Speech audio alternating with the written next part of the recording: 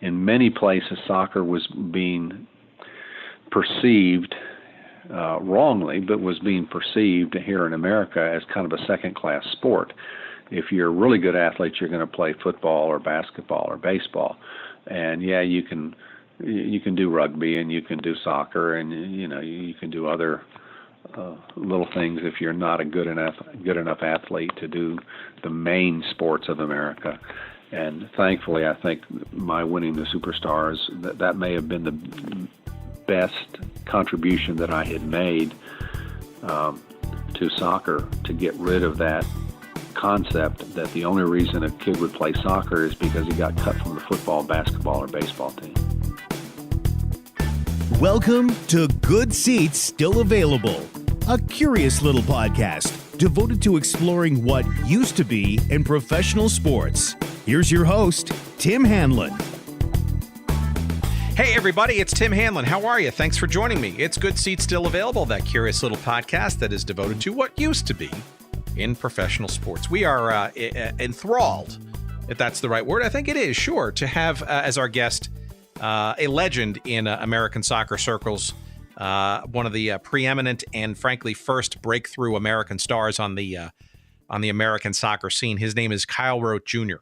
And if anybody remembers back from the mid-'70s onward, Kyle Rote Jr. was not only the amazing American star for the Dallas Tornado of the old North American Soccer League, but also for a number of years, the preeminent athlete in a competition on ABC Sports known as the Superstars, where Kyle Rote Jr. Was an amazing physical specimen. Not that he's not now, but in those days, he was beating all kinds of sports stars in all kinds of other sports in this amazing competition that kept our attention in between the Super Bowl and the beginning of Major League Baseball. And Kyle won the Superstars tournament, I think 3 years running, including a second place finish in one of the years that he didn't win the title. So an amazing amount of stories and interesting anecdotes from Kyle Rote Jr., a legend and a Hall of Famer, coming up in a couple of seconds here on the show. Before we get there, I want to remind you that, of course, we are, again, sponsored by our friends at Audible, and a free 30-day trial of Audible's audiobook service, as well as a free audiobook download, is available for you to try when you go to audibletrial.com/goodseats, and you will get those freebies, and you can cancel at any time. And as you know, Audible is the premier provider of digital audiobooks with over 180,000 titles to choose from.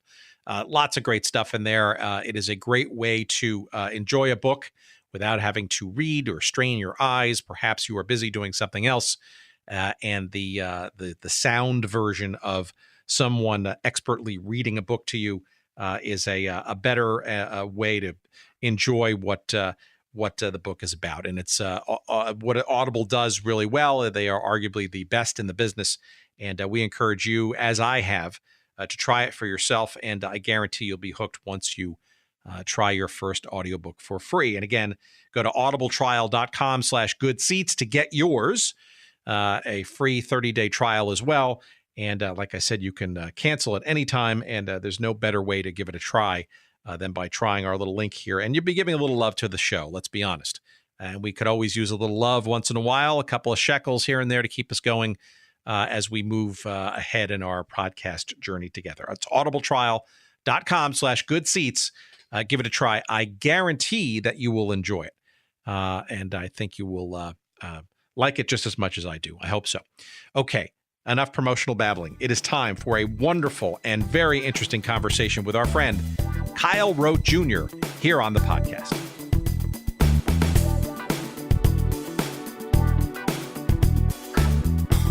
I think for our listeners, obviously, especially those who remember you from the earliest days of the old NASL, I'd love to sort of hear some of the beginnings of how you got involved into the sport of soccer. And we all certainly know you had a very famous father who was very prolific in the sport of American football.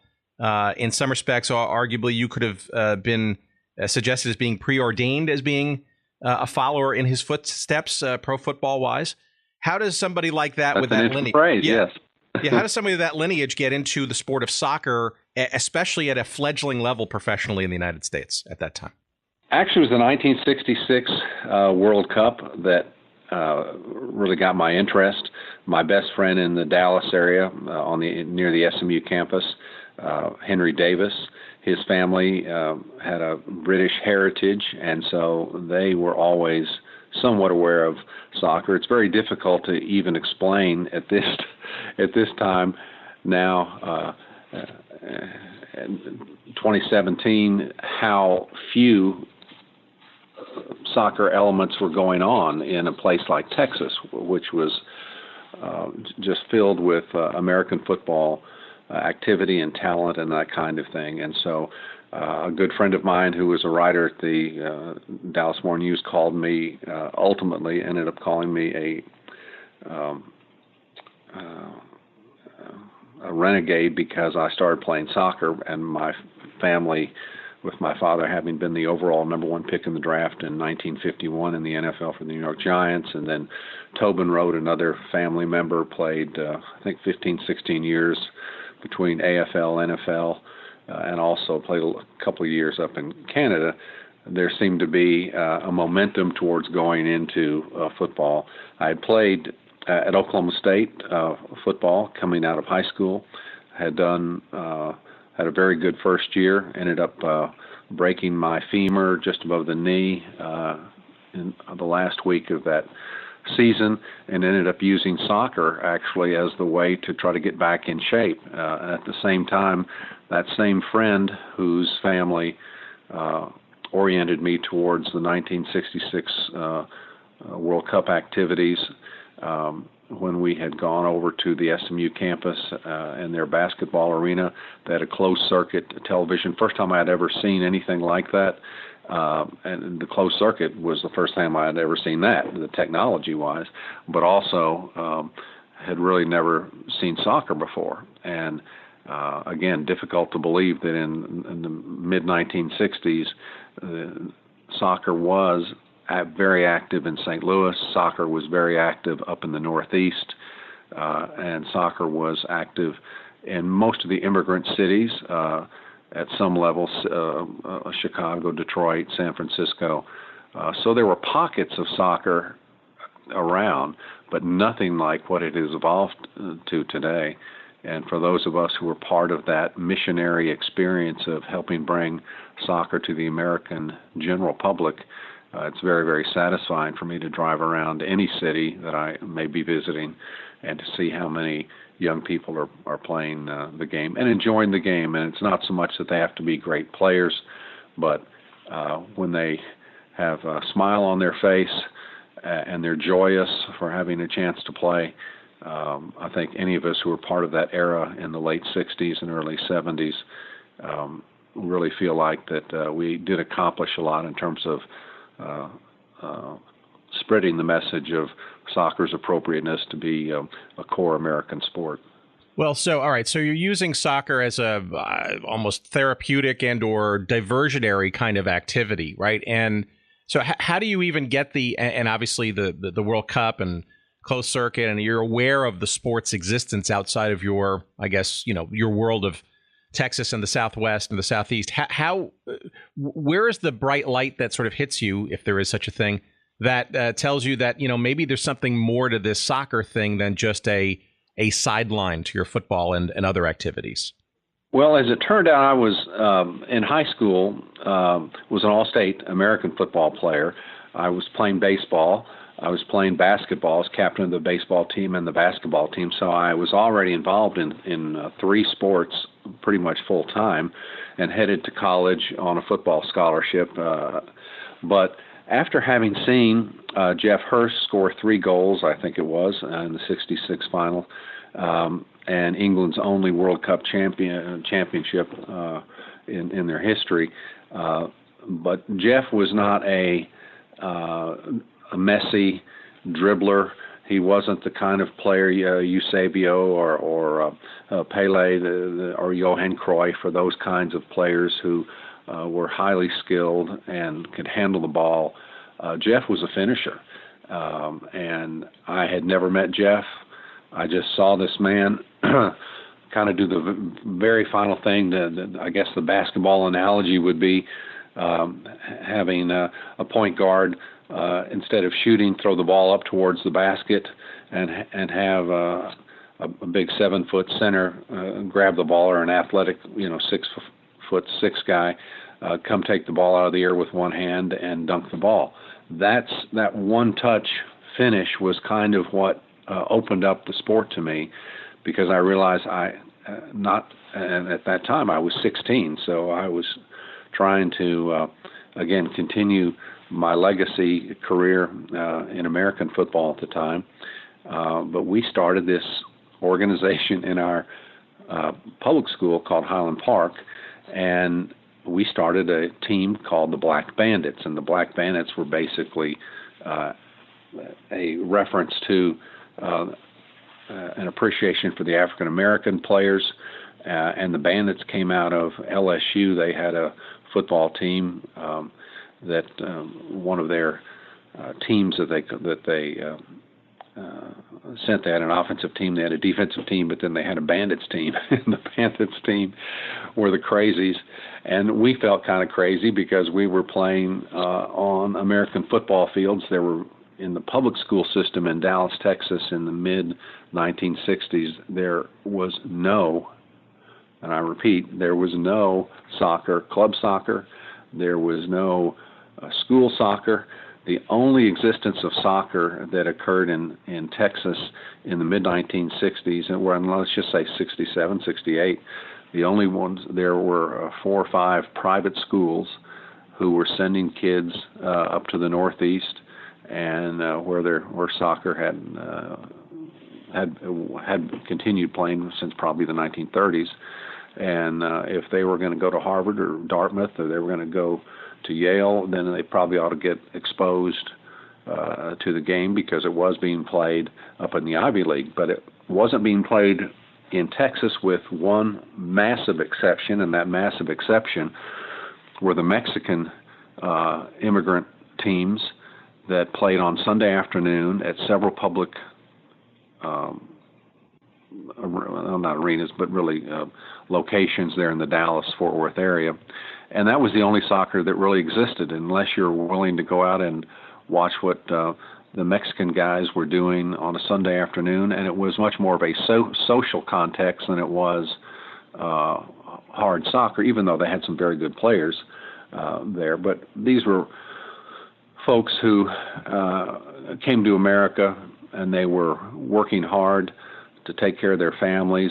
Sunday afternoon was their retreat with the other guys to be able to play their favorite sport, which wasn't being emphasized really anywhere in America other than a couple of the private schools and the Northeast and Chicago and San Francisco at the time. And so just the opportunity to start a team without a coach, without a general manager. And so here we are, 16-year-olds, and I'm already playing 3 sports and very active in all 3 of those sports. But my best friend and his family love the game of soccer. So I said, you know what, let's, what I just watched there on the SMU campus during the '66 World Cup, one thing that I knew was that these athletes were in shape. I may not be able to dribble a ball, may not be able to head a ball, may not be able to pass a ball, but I know fitness when I see it. And in the World Cup, obviously, the athletes of all the teams that were playing were highly fit, and that really impressed me. So just from a selfish standpoint, I said, I would love to have that level of endurance, and so let's go play. So Hank Davis, Tico Lawrence, and I put together an organization called the Black Bandits.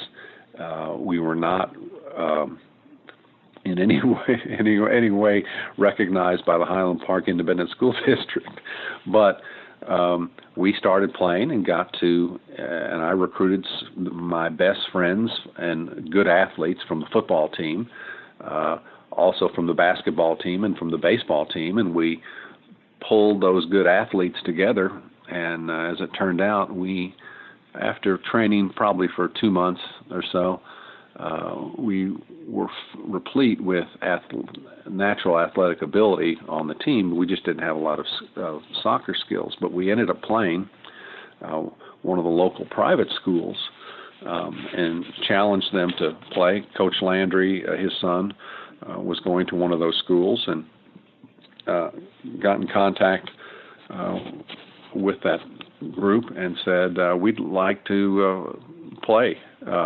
We've never played a game.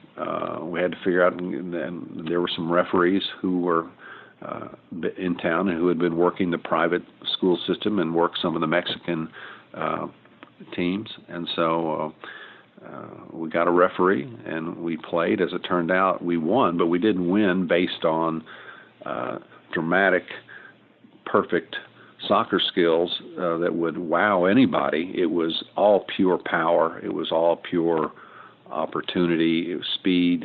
And it, again, going back to the 1966 World Cup when Jeff Hurst scored the 3 goals, he probably touched the ball in that match less than 3 minutes, certainly less than 2 or 3 minutes.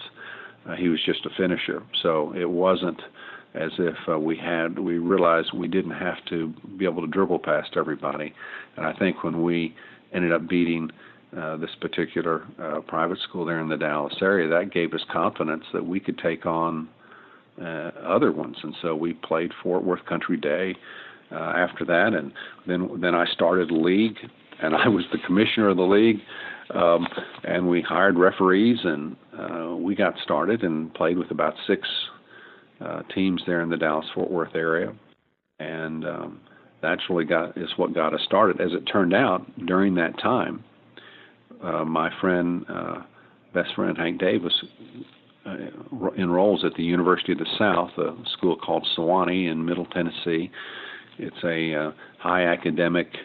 They used to call it kind of the Southern Harvard. I don't know that it was quite that level academically, but it was certainly a very good school. And they had committed that they were going to start playing collegiate soccer. And they played against Emory there in Atlanta and a number of other schools. And they were small schools. Most of the major schools, the Vanderbilts and the University of Tennessee and University of Georgia, they did not really have soccer programs that I recall. But Sewanee was going to have a varsity soccer program, and my best friend was going to be playing on that team. And so I ended up transferring over to that school after having spent some time in that previous summer in Europe with a gentleman by the name of Ron Griffith, who had come in 1967-68 to America as a reporter to follow some of those teams that had been leased to cities in America. And Ron's, direction, for example, we were throwing the ball in with one hand, and we said, why are these people throwing the ball in with 2 hands? And they can't throw it as far. And so we thought we had come up with a great, new advantage. And Ron skilled us really in you can't do certain things, and told us kind of what the rules were and all that kind of stuff. And so we just used a lot of the natural ability of our group of guys, and 4 of us went on to college on scholarships in American football, as it turned out. But we still had that core of best athletes from my baseball team, from my basketball team, and from the football team. And that's how the Black Bandits got started in 1967, and that group of guys continues on in many ways. We don't still play, but the memories of the challenges of playing without a coach, even though we made some mistakes, and the one-arm throw-in was an example of that. We were fortunate to have someone help us with the rules, and as it turned out, Ron, that very summer, this was the summer of 1968, I ended up going over with Ron and about 15, 16 players who had played at those private schools there in the Texas area, and a couple from Mexico.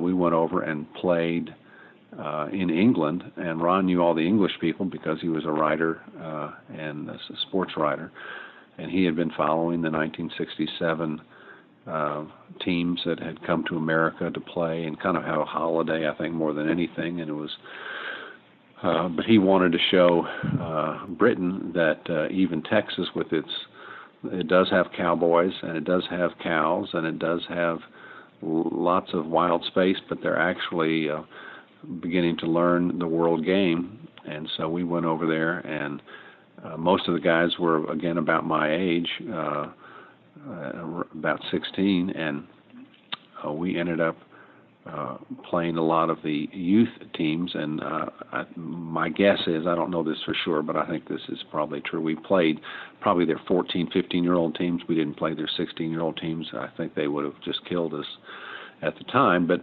the very fact that we were able to play and the novelty of it all, Ron was such a good promoter.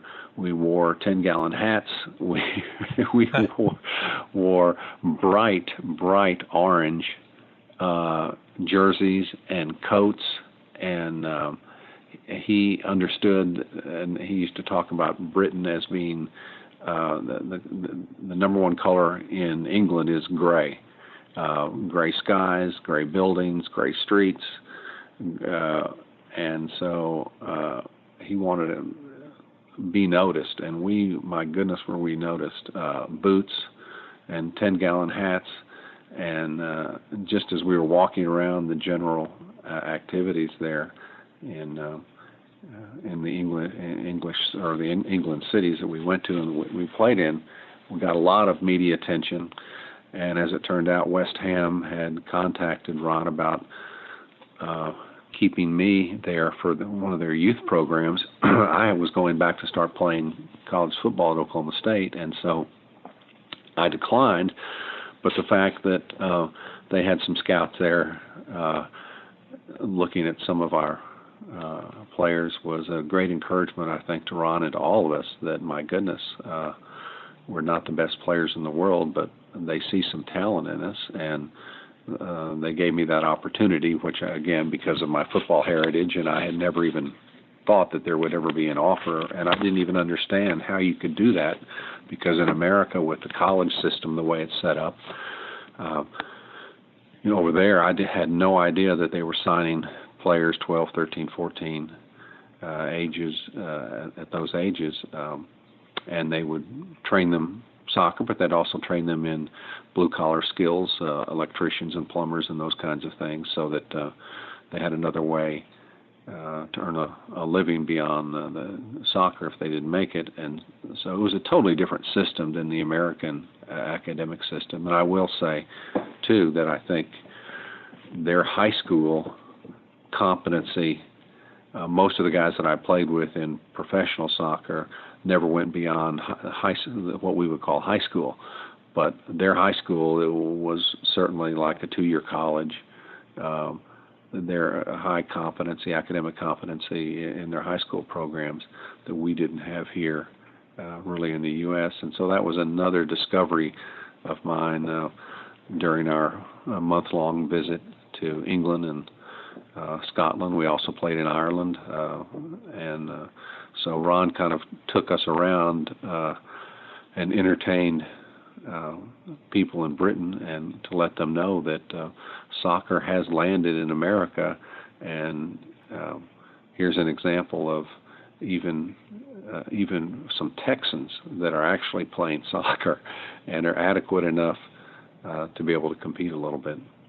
Well, okay, so there's another Ron that sort of comes into the mixture too, right? And I suspect the first Ron that you're mentioning, Ron Griffith, was instrumental in what I guess was a serendipitous scrimmage, right? I guess you were playing against the then Dallas Tornado, either as a scrimmage or maybe on a regular sort of informal basis. And is that perhaps how you got the attention of what was then the sort of fledgling NASL Dallas Tornado Ron Newman experience?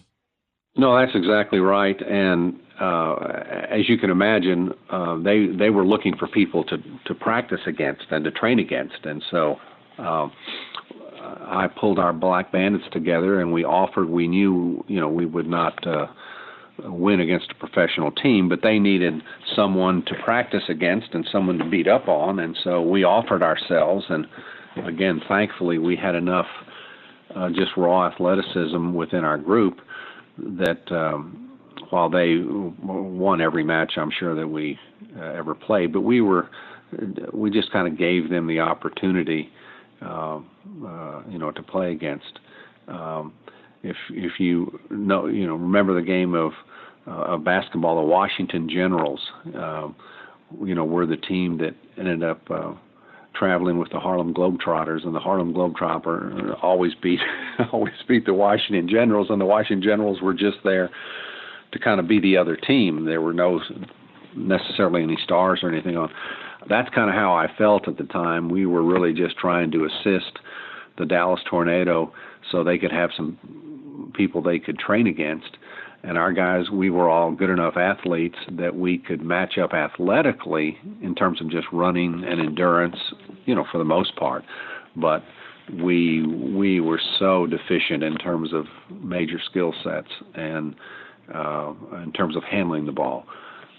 We had a good goalkeeper who was a basketball player and 6'3" and could go up in the air and get the ball, and that certainly helped. But that is how I got exposed to Ron Newman, who was then the coach of the Dallas Tornado, and ultimately was the gentleman who, a few years later, ended up picking me in the first round of the very first NASL draft in 1972. Lamar Hunt was such a brilliant visionary. He felt like if we're going to Americanize soccer, we needed to add some of the very same structures that other sports had, and the draft was one of those. And so he added that, and again, I was fortunate in 1972, even though I was not playing in the Dallas area during my college career. The Atlanta Chiefs had already scouted me, and I had a number of teams that were looking at me at the time, but Dallas took me in the first round, and Ron was the one who made that selection, and he's the one who had seen me score a few goals against his Dallas Tornado in those little semi-intensive practice elements that we did with the pro team there. And so I'm very thankful that he had the confidence. And I think Lamar, if I recall, that may have also been the first year in which every NASL team had to have an American on the team. So in those early years, they brought in teams en masse from primarily from Britain, but from Europe, so that those players could kind of experience have the American experience of having seen our culture and having flown and all of those kinds of things. But obviously, all those teams went back intact. They didn't take any American players with them. And I was fortunate to be in that first group of Americans that by demand, I think, and by requirement, if you're going to be an NASL team in 1972, you need to have at least one American on your roster so that we can begin to infuse the American players into the culture of the North American Soccer League. Well, sure, and arguably the full importation of teams saved the foundering league in the years prior, right? I mean, without those without the sort of genius of Phil Woosnam, kind of saying, well, we can quote unquote rent teams or adopt new personas for a summer. I mean, there were some very lean times before, and arguably even still lingering into 1972, which, by the way, now brings me into sort of where your head is at. Our team happened to be in response was Dundee United, and so Ron Griffith was the reporter for Dundee United, and he was traveling with the team while it was in America. And he ultimately ended up staying here and started a whole kind of a soccer retail sports business to allow him to be able to stay here. But you're exactly right. In the 67, 68 era, and even just beyond that, they were bringing wholesale teams in, and there was no interaction with any American players at all. So this is probably a good time to ask sort of this question, right? So as you think about being drafted in the first draft from this thing called the North American Soccer League, right? Obviously, you had some exposure to it, having worked with the Tornado in scrimmage fashion and meeting some of the personnel involved, right? So you had an inside understanding. But, from a, let's put it this way, a professional sports career perspective, right? And especially being the progeny of a national sports figure in his own right, and the name that comes along with that. How do you square that as an opportunity to pursue, given all the, I guess, uncertainty of the sport of professional soccer, certainly the league up until that point, and perhaps having a famous dad who's been successful? What is the calculus of saying, yes, I'm going to do this? Well, the calculus, number one, was that soccer was becoming more of a world sport to those of us in America, and that we needed to join the rest of the world. And I called my father. We talked a little bit about it. He made a comment along the lines, and he didn't argue with me at all. He really freed me up, which I was very thankful for. And he said, you know what? Again, my dad was the overall number one pick in the draft in '51. He was captain of the Giants for 10 years.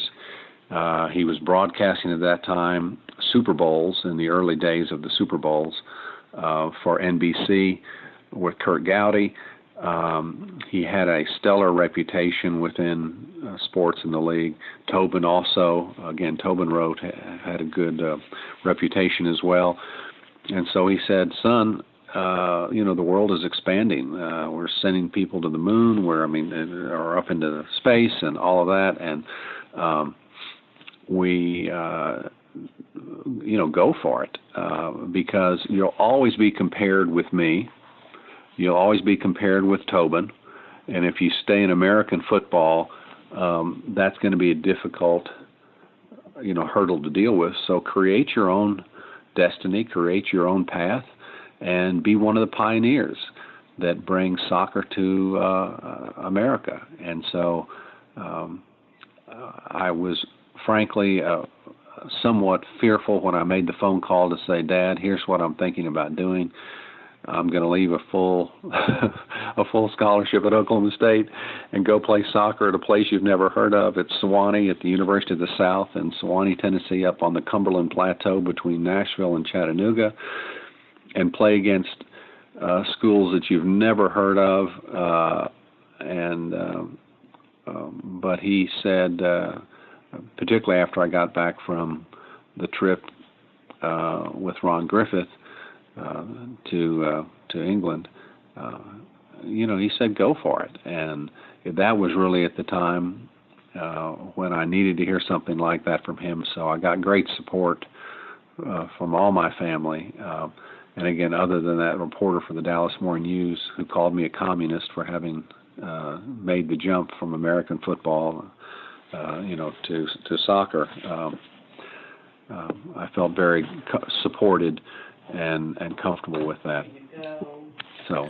Well, it also sounds like it's somewhat liberating, right? Because what you talked about earlier, frankly, sounded like passion, right? You somehow stumbled into and/or became more passionate about this sport, right? Which was foreign and new, and you weren't necessarily, exceptionally skilled at it, but clearly, the fact that drives you to keep playing in sort of this renegade kind of way, setting up leagues and all that kind of stuff, that to me feels like passion. And when you have that, I got to think a difficult conversation with your dad. It sounds like, there's a lot of external pressure. And by having a conversation along those lines, it sounds like it depressurized, any intimation about what you should do with your life and truly pursue your life the way you want to.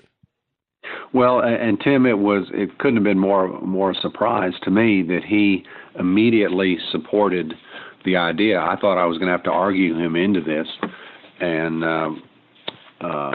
but I did not. And again, for someone as he was, having again broadcasting Super Bowls for the NFL and doing the Game of the Week for NBC, and he had a pretty good perspective about world sport. And again, I think part of his reason in terms of encouraging me was to help me avoid the ultimate comparison against him and Tobin, if indeed I continue to stay on the American football path.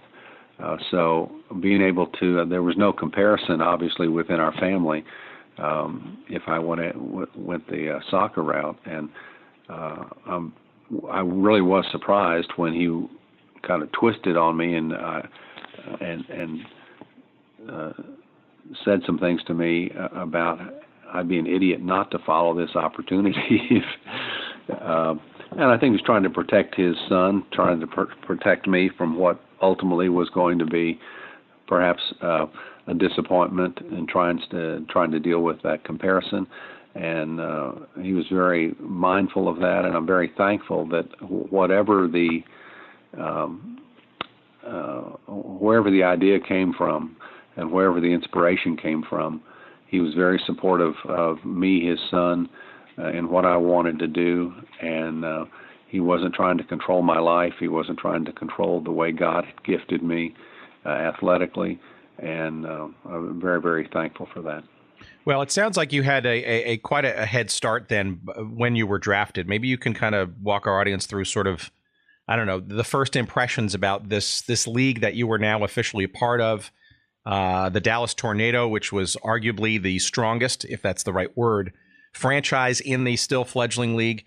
How wide were your eyes opened as you became a quote-unquote professional soccer player in the United States in 1972? Well, I was very fortunate that I had read a number of books about disasters of people trying to go into new things and all of that kind of thing, and just I was very fortunate to have a bunch of players, and Ron Newman helped with this in great deal, because they looked upon me, they knew of me because we had done those practice events during the summers and prior years. So I already knew who the players were. I knew them at a certain level. They understood that I did have a great deal of athleticism that God had gifted me with, that I did have some skill sets that they could perhaps enhance. And so what I ended up doing was at various times particularly during that first year, I didn't join the team in 72 until probably 2/3 of the season was gone, because I had to graduate, and I got married the day after graduation, and my wife and I came to Dallas, and the season was already halfway done at the time. So that was really an opportunity for me to have a couple of months to be with the guys, train with the players. And what I did was I asked a number of the players, and I'll mention a few of them. Bobby Moffett was one, and you've talked to Bobby on this podcast in the past. Ken Cooper, who was our wonderful goalkeeper, who really should be in the American Soccer Hall of Fame. We had Dick Hall, Mike Renshaw, a number of players who were extremely unselfish, because this is what I would do. These guys were all kind of bivocational. Everybody had another job in addition to being a pro soccer player for the Dallas Tornado, because you didn't make enough as a pro soccer player to totally survive. And so that was kind of the time frame, of the era. And what I did was I'd ask each one of those guys, for example, Kenny Cooper, I'd say, Kenny, we don't know each other well, but it would really be helpful if you wouldn't mind after practice today, let's get some water, take a couple minutes rest, and then if you wouldn't mind for 15, 20 minutes, teach me the best places for me to try to score a goal as someone who's going to be a forward on this team. and what makes you uncomfortable. Help me understand I want to get the goalkeeper out of his comfort zone, and so would you show me how's the best way to manage that? And so he would let me know that when you make a run like this really messes me up and it makes me unsure as to what's going to happen. And I did the same thing with every Dick Hall, who was our center defender in the back in front of Kenny. Dick was very, very helpful to me, even though he's probably 5'8", but he was a really good tackler of the ball, and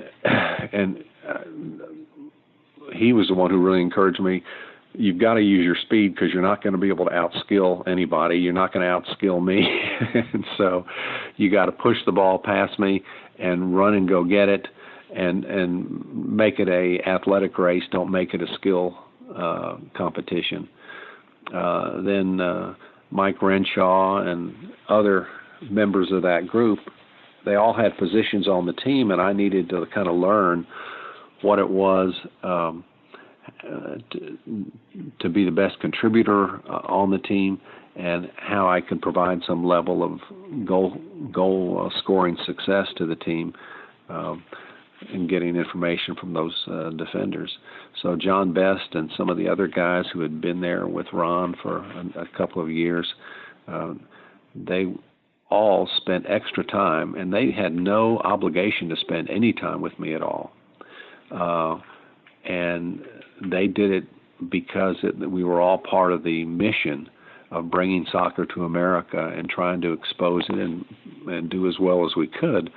But these guys could have said to the American kid, the new kid in the locker room,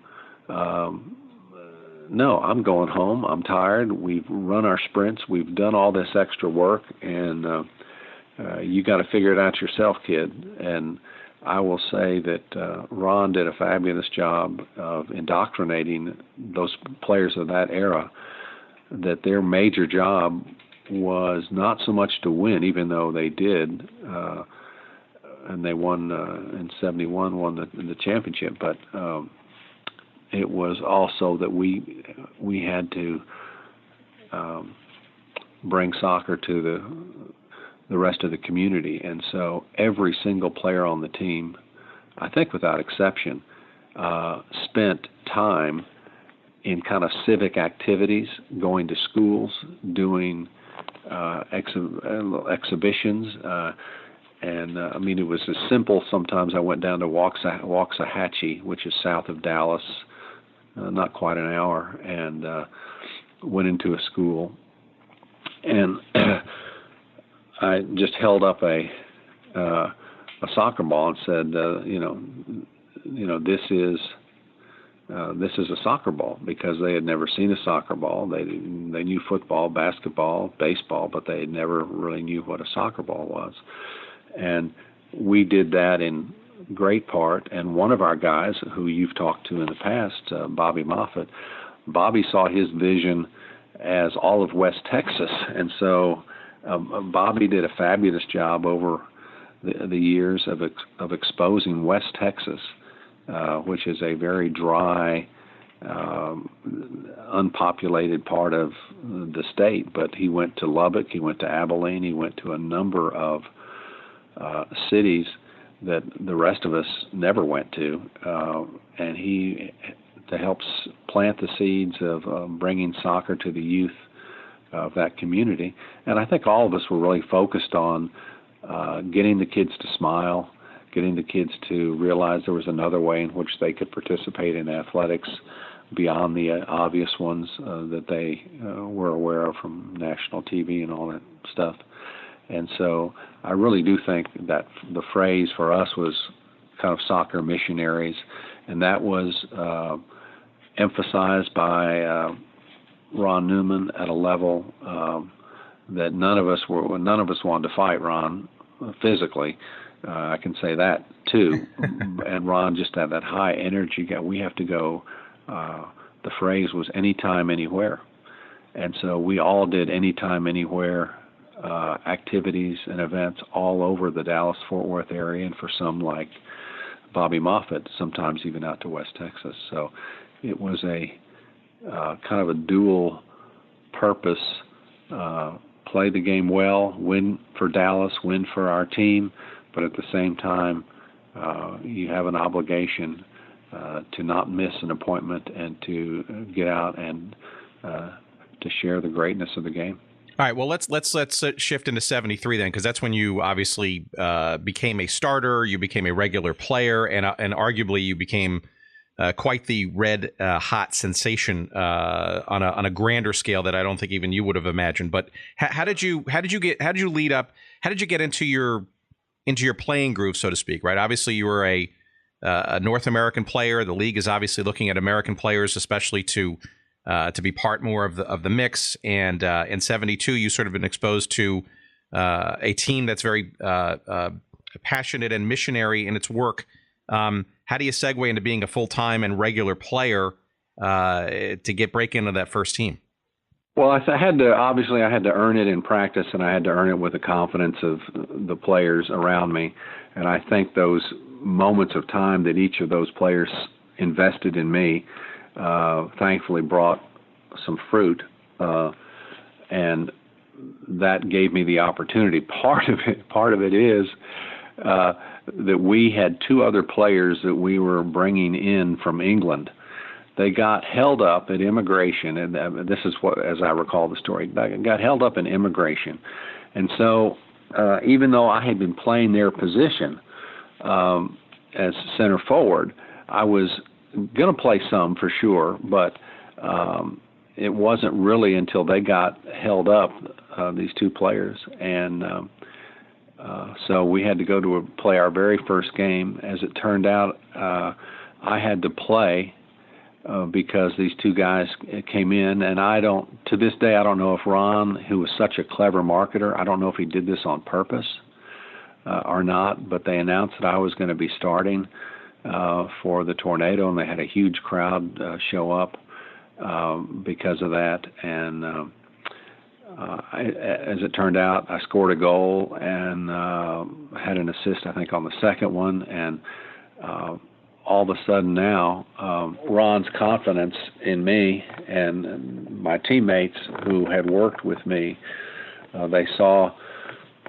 that I might, be able to do well, and that really kind of opened everybody's eyes. And so, as it turned out, the following week, those guys did get through immigration. They came over, and Richie Reynolds was one of them. Was an excellent center forward type player, and as it turned out, we ended up playing with each other. We just kind of moved the things around, and in part because of the crowd that we got that first game that I was playing in. I think no one's ever told me this, but I believe that Lamar Hunt said to Ron, you got to play this guy because if he's attracting fans like this, we need to keep that going. And as it turned out, before the end of the year, I had won the scoring championship in the league, primarily because of kind of one-touch passes to me somewhere around the goal. And so I'm trying to remember, I think I may have been the only American to have ever won the scoring, American-born player, to ever have won the scoring championship in the NASL. But that was due in great part to the guys around me who were not selfish and who were willing to let an American kid do well. And so they get a lot of credit for their willingness to let an American have some success in the game that was their passion and their greatest love. Well, okay, so there's a bit of modesty there, which is par for the course for anything with Kyle Rote Jr. Discussion, right? But because you were not only the leader in the scoring for the league that year, and the first American, and I do believe the only American still to have done that, but you were also named the Rookie of the Year. And But there's also sort of another element here, right? Because, and maybe you sort of sowed some seeds there with your commentary about maybe what Lamar Hunt was thinking, but you were clearly gaining attention beyond that, right? I mean, there was a big Sports Illustrated article about you in August of that year, kind of touting you as sort of the great, I guess, American hope for this league and for this sport. You were, although not necessarily featured, but you were on the cover of Sports Illustrated a month later during the unfortunate loss to Philadelphia in the championship game. And you were also starting to get recognized, right, on a grander and more national scale. It seems like there were, I got to think your name, right, was part of that. I think the Americanization desire of the league was part of that, and Lamar Hunt and Ron Newman's, I guess, promotional considerations were part of that. But did you feel at any time during the course of that 1973 season that other things were being maybe put on your shoulders or expected of you beyond just being a good player on the field? Well, they were in one sense. I was sent out a day early on away games so that I could kind of be the marketer for soccer. So whenever we played an away game, many times, I want to say forever, most of the time I was sent out a day early to go into that town, kind of do the marketing pitch to get people to come play the game the next day. So I kind of missed the last practice before we would go on the road, but I was doing active marketing on behalf of the other teams in the league in their own hometown. So that was part of that. I guess that was part of it. But the other thing that happened was being invited among other elite athletes to an event called the ABC Wide World of Sports Superstars. And because of having some success in professional soccer, it gave me the opportunity to go against O.J. Simpson and Lynn Swann and Roger Staubach and all the great athletes in the world of sports, and the Olympians and Olympic decathlon gold medalists and all those great athletes. So that 1973 year was really the linchpin that not only opened it up for other Americans, but also from a personal standpoint, may have been the best marketing piece that Lamar couldn't control, but it just so happened that ABC Wide World of Sports, they needed a soccer player, and I had won the scoring championship, and so they, and obviously there's name recognition that came from my father, who was still very active as a broadcaster for NBC, and but that put me in a position, and then when I won it 3 of the 4 years that I was in the Superstars, that eliminated one of the key elements that or key observations, I guess, that most Americans thought about soccer. They thought, well, yeah, you guys are in shape, but you're not really athletes. And so when I beat all the athletes from the NFL, the NBA, and all the other sports, that gave us another hook to kind of hang on, to be able to say, you know, soccer was not just about controlling the ball, it's very athletic as well, and soccer players are great athletes as well. So in many places, soccer was being perceived wrongly, but was being perceived here in America as kind of a second-class sport. If you're a really good athlete, you're going to play football or basketball or baseball, and yeah, you can do rugby and you can do soccer, and you know, you can do other little things if you're not a good enough athlete to do the main sports of America. And thankfully, I think my winning the Superstars, that may have been the best contribution that I had made to soccer, to get rid of that concept that the only reason a kid would play soccer is because he got cut from the football, basketball, or baseball team. Before we get off of 73 for a second and go into this other stuff, I thought I had heard something, and I don't know where, but we kind of try to uncover these little pieces of sometimes apocryphal information. But there was that famous... Is this an aha moment? Well, it may be. Let's see. So in September, right, so when Sports Illustrated had that cover of the NASL championship game, right? And by the way, I think people today need to know, how just dramatically jarring or significant putting the North American Soccer League circa 1973 on the cover of Sports Illustrated, which was at the time, the preeminent sports publication in this country, right? That was a major editorial decision. Yes, it was. But my understanding, and tell me if you know this to be correct or not, that you were the one who was going to be featured on that cover should Dallas have won, but you guys didn't, and thus Bob Rigby got the sort of the accolade, so to speak, despite your picture as well. No, that's exactly right. And in fact, they came to town early, and we spent hours taking photos so that it could be a cover. And the idea of the cover ultimately ended up being a poster that was sold by Sports Illustrated with me jumping up in the air and kicking the ball and all of that. But they had already laid it out as we were a favorite. We weren't a dominant favorite. Obviously, anytime you go into a championship game, the other team is very, very good anyway. And so they came into Dallas several days early. We shot a whole bunch of photography for them that they hoped was going to ultimately be on the front cover of Sports Illustrated. And I spent hours with their photographer in things that he wanted to do. And again, ultimately what happened is he ended up having to use one of his in-game shots where I was challenging Bob Rigby for a ball that Bob was able to catch, and I could not get up high enough to head the ball. And that became the cover for Sports Illustrated when Philadelphia beat us there in that final.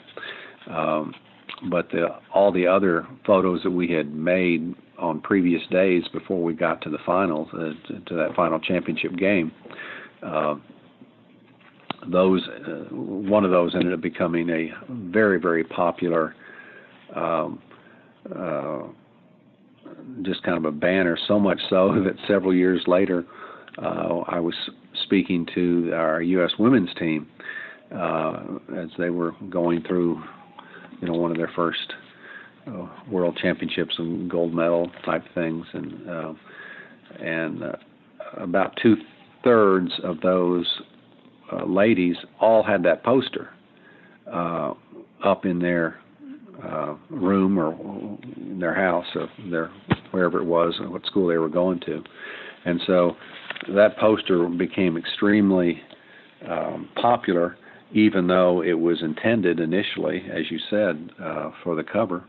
But we did not win, and so Bob Rigby, I'm in the picture, but it wasn't a one-on-one picture. The one that we shot for Sports Illustrated was just me kicking a ball up in the air, not quite an overhead kick, but it was a very athletic type of shot. And I'm sure, they scrambled a little bit, and then they chose a picture that had been shot that day, actually at the very championship game, and with Bob being featured as he should have been. Fair disclosure, I had that poster as well. Just had to throw that in there. So, okay, so let's just ask maybe one more sort of general questionnaire, and then we'll put it on pause so that you can get on with your life for the rest of today. But you did mention the superstars, right? So clearly, 1973, you were getting a lot of exposure in a lot of other circles, right? For whatever reason, obviously your prowess on the field, your American name in a quote unquote foreign sport, the marketability, I guess, just by the nature of your actual name, a lot of things going in your favor. How does the superstars conversation even begin? How do you even get involved in the superstars? How do you, is it an agent? Is it somebody who, do you get a call in the middle of the night? I mean, how does it even sort of pop up?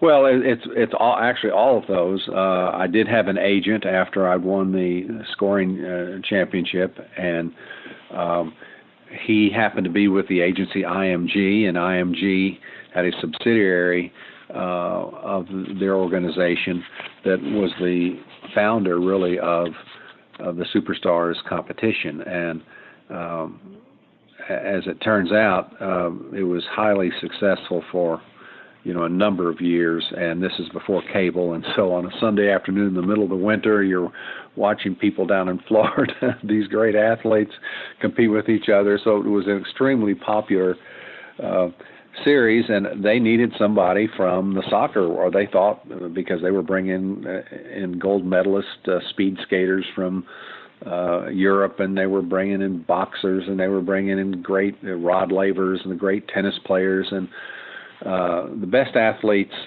in the world. There was only two of the great athletes of that era that never participated in Superstars.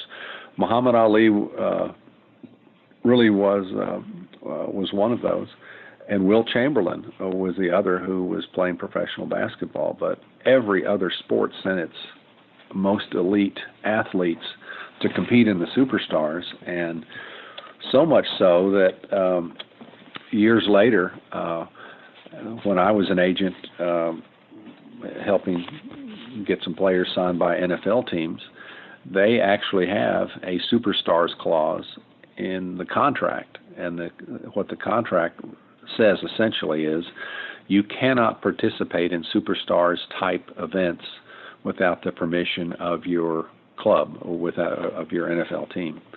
And so that's was an interesting activity, because there was some risk. We were very fortunate. Very few athletes ever, because everybody was in good shape, so very few people ever got hurt or pulled hamstrings or anything like that. We did have one bicycle accident with a safety for the Miami Dolphins during my era that thankfully did not break anything, but I think that woke everybody up to say, wow, there is some risk here, and if we're going to be paying these guys lots of money, we have the right to be able to exclude them from activities like this.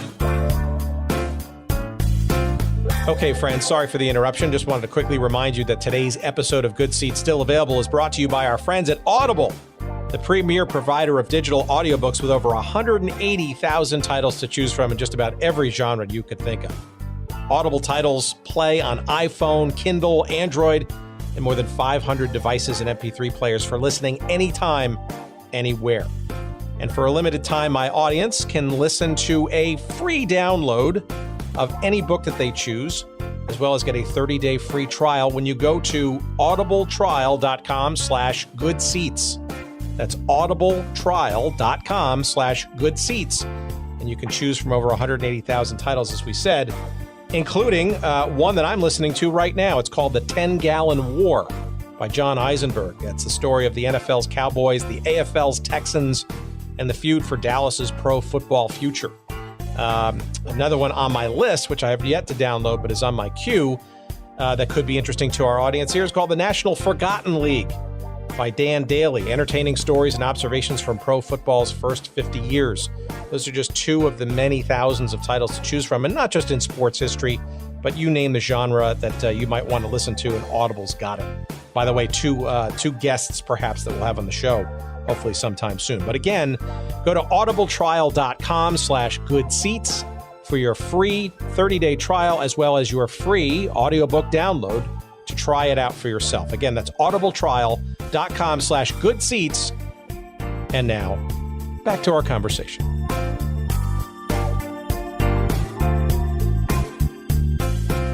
It is a little known sort of fact. I mean, this, what you're referring to is the arrival of Pelé, right, with great fanfare. And it seemed like, my understanding is that the league felt that it was important enough to literally create an exhibition game right smack dab in the middle of the season. And I guess convince a national television audience via CBS that it was it was worth the event. Now, going back to your earlier comment about being sort of the Washington Generals, it almost feels like it had a little bit of that sort of element to it, and you were the team chosen, but you had a game the night before a couple of thousand miles away, right? Yep, and I was stunned just from a logistical standpoint that they would cut it that close. But I think they had a backup airplane that we did not know about, so that it had there been any problem going with regular service, they could have picked us up and still gotten us there. And so I don't know that for sure, but as I look at it, there's no way. How would you do, because it was an international television broadcast. It wasn't just in the U.S., so that was a tremendous element of it with CBS. But there was also an international feed going because of, obviously, Pelé's. It had nothing to do with the Dallas Tornado. We were the Washington Generals. But we went up 2-0. Ultimately, Pelé scored to tie it up 2-2, and we ended the match at 2-2, if I recall. I think that's right. And that was the official welcoming of Pelé to the U.S. And even though when he played, he did play, I think, a couple of club games with his club team, a couple of exhibitions years before, and I don't recall who they were against, but in terms of him coming to America, signing a contract with an American team, that was the big deal. Because, we get internationals all the time, not at the level that we have right now, but back then we'd have the occasional, every year or two, we'd have an international game with U.S. national team, and so there'd be some really good players involved in that game, but this was, set up for television, and television drove the whole thing. I remember we went through several kind of trials of where are we going to exchange flags, and what are we going to say to each other, and that kind of thing. And so, anyway. Well, you were captain for that game, I believe, correct? Yeah, I was, but it was just as you said. This was all kind of made up because it didn't count at all within the NASL league pool at all, and they chose us primarily because I, at the time, was, I guess, the most well-known American athlete playing soccer, and so I'm aware of that, and I was happy to play the role because that was just an extension of when we went to Waxahachie,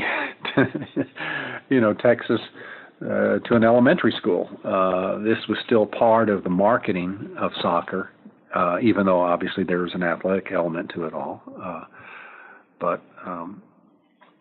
And every single teammate of mine, it was just stunning. When the game was over and it was 2-2, every single one of my teammates ran to Pelé to try to get his jersey. I didn't realize how important it was to them and how important Pelé was to them. Because I've been around, Roger Staubach and Julius Erving and, all those American iconic athletes, many times, and grew up in the New York Giants locker room in a sense. And so Frank Gifford, Pat Summerall, all those people, was well known to. But that's the thing, in addition to people running onto the field, which shouldn't have happened, but in any event, it was a very strange, quick turn. It was like they were all trying to get close to Pelé as the clock went down. Whenever they sensed that we had a minute or so to go before the match was going to be over, I could just see people kind of going towards him, and I thought they were going to shake his hand. Not ask for his jersey and be willing to switch jerseys with him, which is, a very common tradition internationally. And Pelé and I did a number of events together, in and around that year and a couple of other years. And so, and he gave me his jersey and signed it and all that kind of stuff without just one day at an event. It was a deal that we did in Manhattan. I can't remember exactly what the reason we did it, but it was just an aside to the game and another marketing piece that the NASL was trying to do to raise attention and that kind of thing. And so I still have the jersey, still have the signature, and as I recall, it said "Do Amigo," to my friend. I don't know Portuguese, and I know Spanish reasonably well, but anyway. So and we haven't. I know kind of where it is, but we haven't protected it. If the moth could get it, I don't know. And I shouldn't say that because I'll get my old friends from the team who will say, well, if you're not going to take good care of it, if you're not going to put it in a plastic, or you're not going to put it in a vacuum sealed area so it doesn't, deteriorate, give it to me, that kind of thing. So. Well, I think the National Soccer Hall of Fame, when it reemerges next year in Frisco, Texas, would probably love to have that too. Yeah, that's true. Good point. Is there anything else you remember about that game? Because there was also another famous story that Pelé was almost to the point of walking away after halftime because he felt he had fungus on his shoes and his feet. But the reason, of course, there was were a whole bunch. There was if you watched the match, several issues came up. One was because it was set up for television. They sprayed the field didn't have green grass on it. So about a day or two before they realized that, and they sprayed the field green, and a whole bunch of us came away with little green patches on our shorts and on, to some degree on the jerseys and that kind of thing. And they did the best they could, but it was very slippery, and all of us were wearing, cleats. So we should not have had a problem. But if you just look in the first 5 or 10 minutes of the match, you see a lot more sliding, and they weren't sliding tackles. It was because of the instability of the grass, and so several of us ended up, at the end we start looking at our stuff, and between our pants and our shirt, we ended up having some of the green had come off, and they had not sprayed it early enough to let it dry. So it was still wet. It's just it's just unfathomable, and plus I saw a crowd, an international television audience watching. You kind of have to pinch yourself at some point and go, "What's going on here?" Yeah, oh yeah. Well, and the value that they had, that you place on Pelé and all the other players too, because they're good players on both, on both teams. But you don't want anybody to get hurt, and it was not a good field. It happened to be the best available place to play it, a grass field, without empty seats, without a lot of empty seats. I mean, there were some empty seats there, I think, but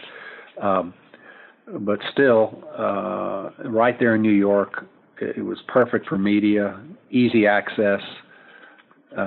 We flew in and went straight from the airport to the locker room. I mean, that part was this, the crazy thing to me was how close they cut it, and I don't know what they would have put on the air if we had not made it in.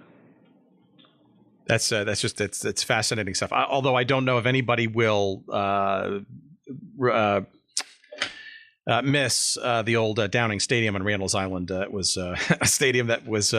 I guess ramshackle would be a kind and charitable word for it. That is kind, yeah. No, there was no question. We could have played it in the outdoor of Yankee Stadium. I mean, outfield of Yankee Stadium or any other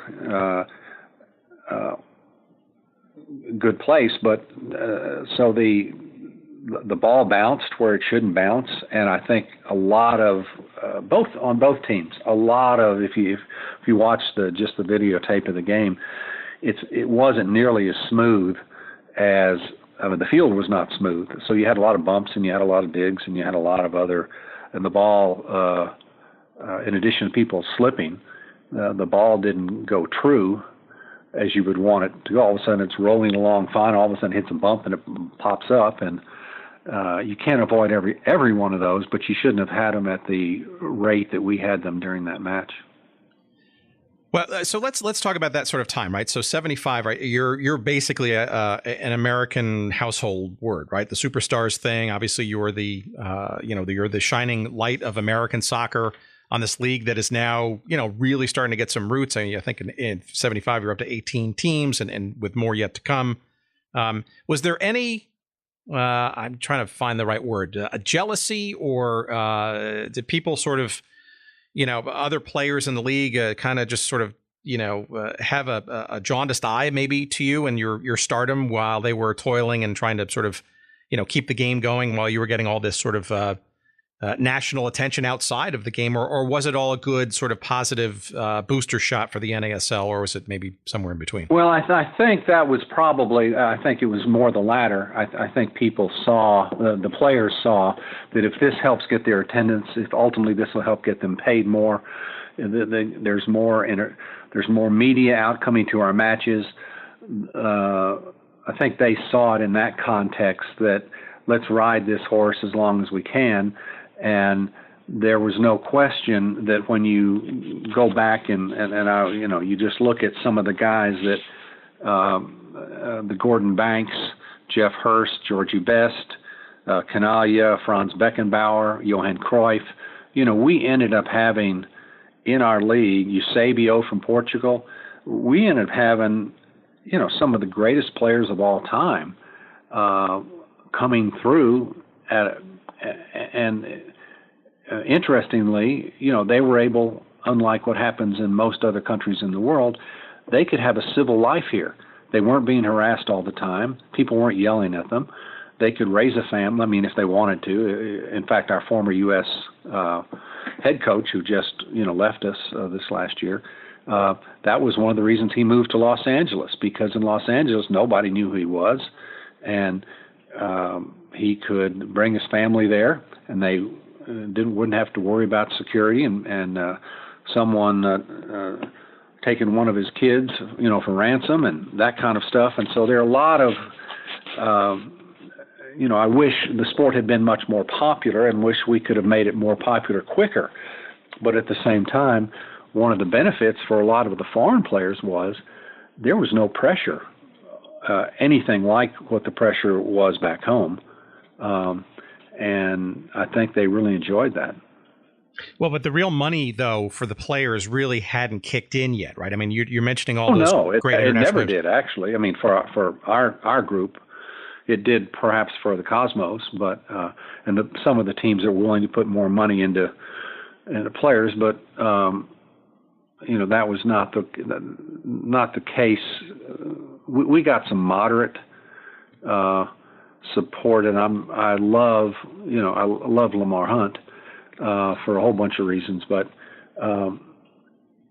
he was a little bit more moderate and not going crazy, not trying to just go buy wins and buy success. He understood, just like he did in the football side, and that's why he's the only person I know who's in 3 Hall of Fames, the Tennis Hall of Fame, the Soccer Hall of Fame, Football Hall of Fame. He always wanted what was best for the leagues that he was in, not what was best for him. And that's a dramatic difference today with most owners. It's more than just Jerry Jones with the Dallas Cowboys. We're talking about most owners pushing for the economic benefits of being an owner. And Lamar was one of those who was not. His first, and the reason, the Lamar Hunt Trophy is given in the NFL. It's not because his teams won the most Super Bowls. It's not because he was chairman of the board most of the time. The reason it's called the Lamar Hunt Trophy is because he was the most consistent in the NFL, the most consistent person in terms of raising what's best for the league, what's best for football, what's best for other people, not in any kind of a selfish way. And he certainly had that same attitude, from a soccer standpoint. So I'm sorry, I don't know how we got on that rabbit trail. Well, no, that's great, because I mean, it leads me to another question. Sort of, I mean, you're now sort of at the sort of the big turning point. Arguably, you're a big component of that, right? Where the NASL, is going from just barely surviving when you got in 72, 73, right, to now at the precipice in like 78, fueled by a lot of current Pelé and post Pelé and star stuff. 24 teams, I mean, all that kind of stuff, and salaries sort of rising, and big money or bigger money trying to chase. It felt like it was kind of a double-edged sword, right? I mean, while you relished, especially having been there in the earlier days, all the attention and the progress that the sport makes on the professional level in this country for the first time, arguably, but yet, people like Lamar Hunt, and I would argue maybe some of the players, maybe including yourself, maybe this gets a little out of control, or are we spending like drunken sailors a little bit, or, are we getting a little too big for our britches too quickly? What was the dynamic there? We had Lamar and I had a midnight negotiation in, I think it was 75, maybe 76, down at a hotel there in Dallas. And a very funny thing happened. My wife went with me, and he and I talked for about an hour and a half, and it was all about we have to have balance, and we need to pay you more, but we can't go crazy. And I understood what he was saying, because they still hadn't made any money, and he and his partner were continuing to deficit finance probably a good bit of what was going on. And so there's no big economic windfall that should be shared with the players, but speaking, on behalf, we end up getting in the elevator down at this hotel in downtown Dallas, and we had just agreed to what my salary was going to be for that next year, and it was not anything. I can't remember exactly what it was, but let's say it was 15,000. I don't know what it was, but I think, and that went from 6,000 to 15. So, so I became easily the highest paid player on the Dallas squad. And as we're in the elevator, this is like 3:00 in the morning, and I think he took a nap that afternoon to get me tired. He's a very clever negotiator too, but I love the guy. And my wife and I are in the elevator, and he says, "Oh, and one more thing. We need to have a non-disclosure clause, in the contract," because he knew what would happen if I had some teammates who were all-stars and in various years and previously and all that. And so he makes this statement, and my wife has not said a word the whole night. Okay, she's just listened. And as we get in the elevator, he says, "And yeah, one more thing, we'll end up putting a non-disclosure clause in your contract as well. And I just hope that you can honor that, and we'll try and do the best that we can," something like that. And he said, "Is that going to be a problem?" And my wife then chirps in and says, "Mr. Hunt, you don't need to have a non-disclosure clause in my husband's contract. We're as embarrassed about the amount of money you're getting ready to give him as you are. We're not going to tell anybody." And it was one of those moments in my life when my wife said something that in terms of, we're just as embarrassed about the amount of money you're going to pay him as you are, and we're not going to tell anybody. And it just hit a humorous chord for both of us, and for all three of us actually, because she hadn't said a word about anything. And the one comment that she makes, she ends up having quite a comic viewpoint to it all.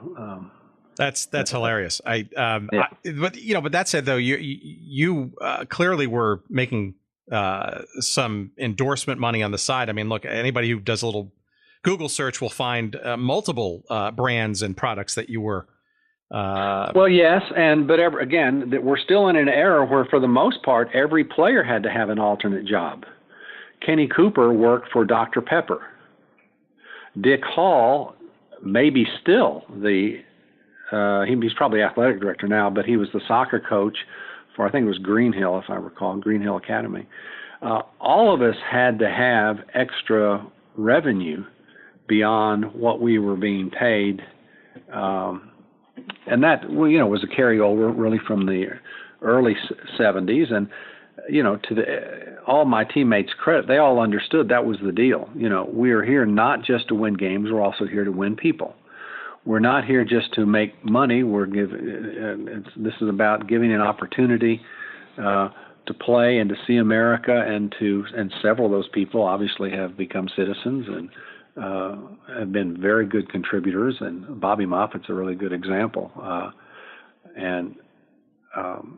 That was just the era. And I give Ron Newman credit for this because, as I think I mentioned to you earlier, he was very adamant and very strong in what the guidelines and the rules were. And so we all understood that if someone from the front office called us and said, "Can you make an appearance at Jefferson Elementary School right after practice on Tuesday,"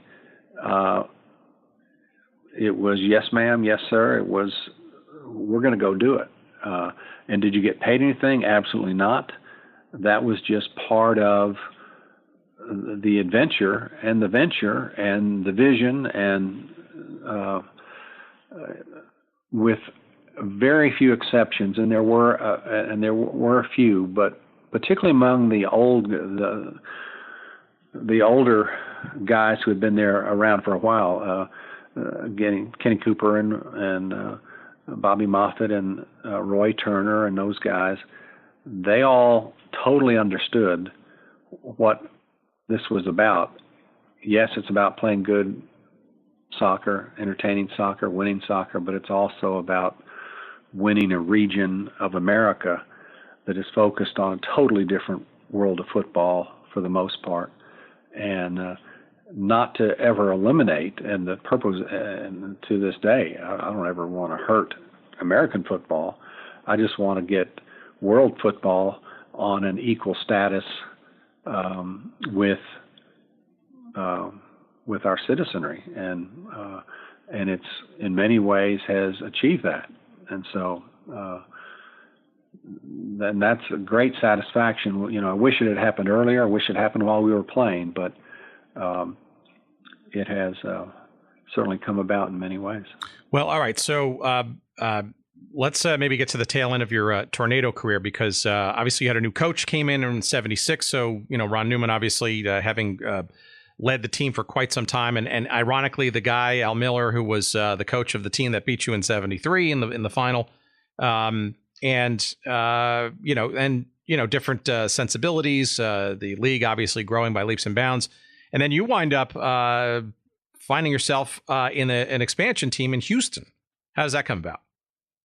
Well, let's go back to a little bit. I had a really good year in '77.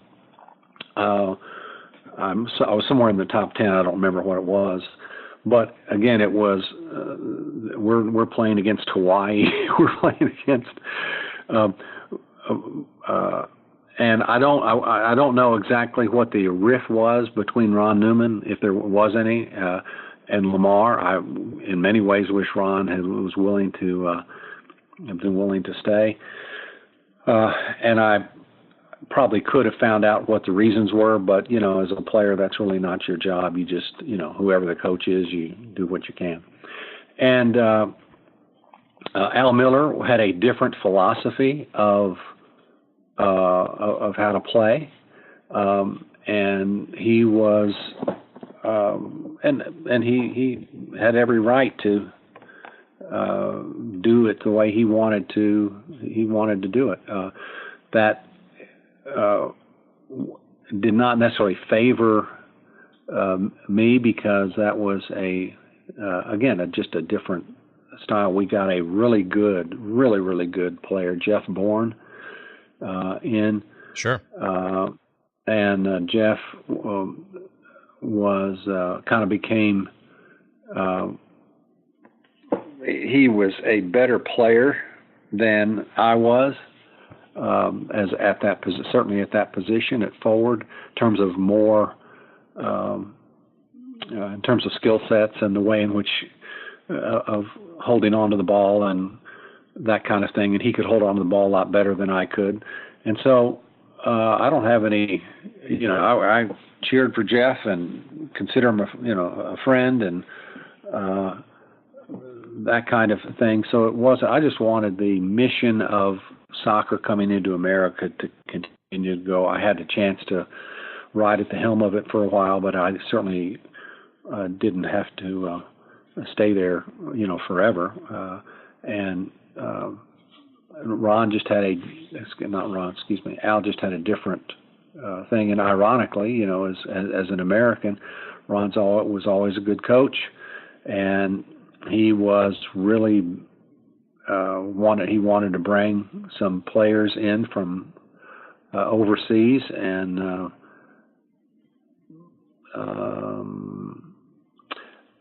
I probably ought to just stop at that.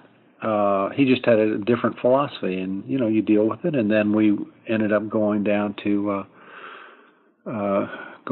Houston. But I think it was during Al's time. Had a hat trick against Hawaii, and I had a good year in I think in the '77 year, and then Al.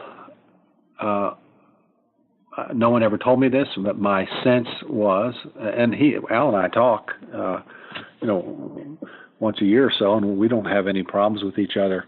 But he wanted to bring some other people in, and we wanted to upgrade in some ways. And the fact that I might have been a stronger marketing tool for the club was not as important to him as it would have been to maybe the fans and maybe to some other folks. But, when you're head coach, ultimately you impose the way in which you look at the game. And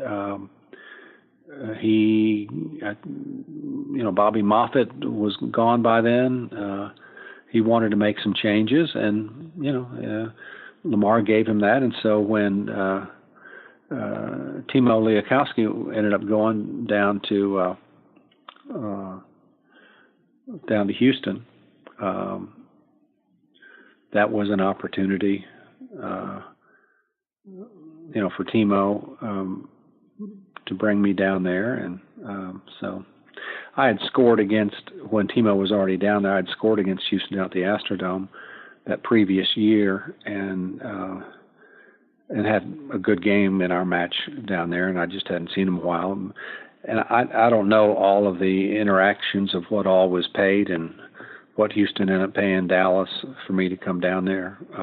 And as a player, you don't have a choice. There's no free agency at that time. It is, we were all kind of going through a transition. Baseball was, football was. We all were in terms of players' rights and those kinds of things. And so if Houston is where we go, that's where we go.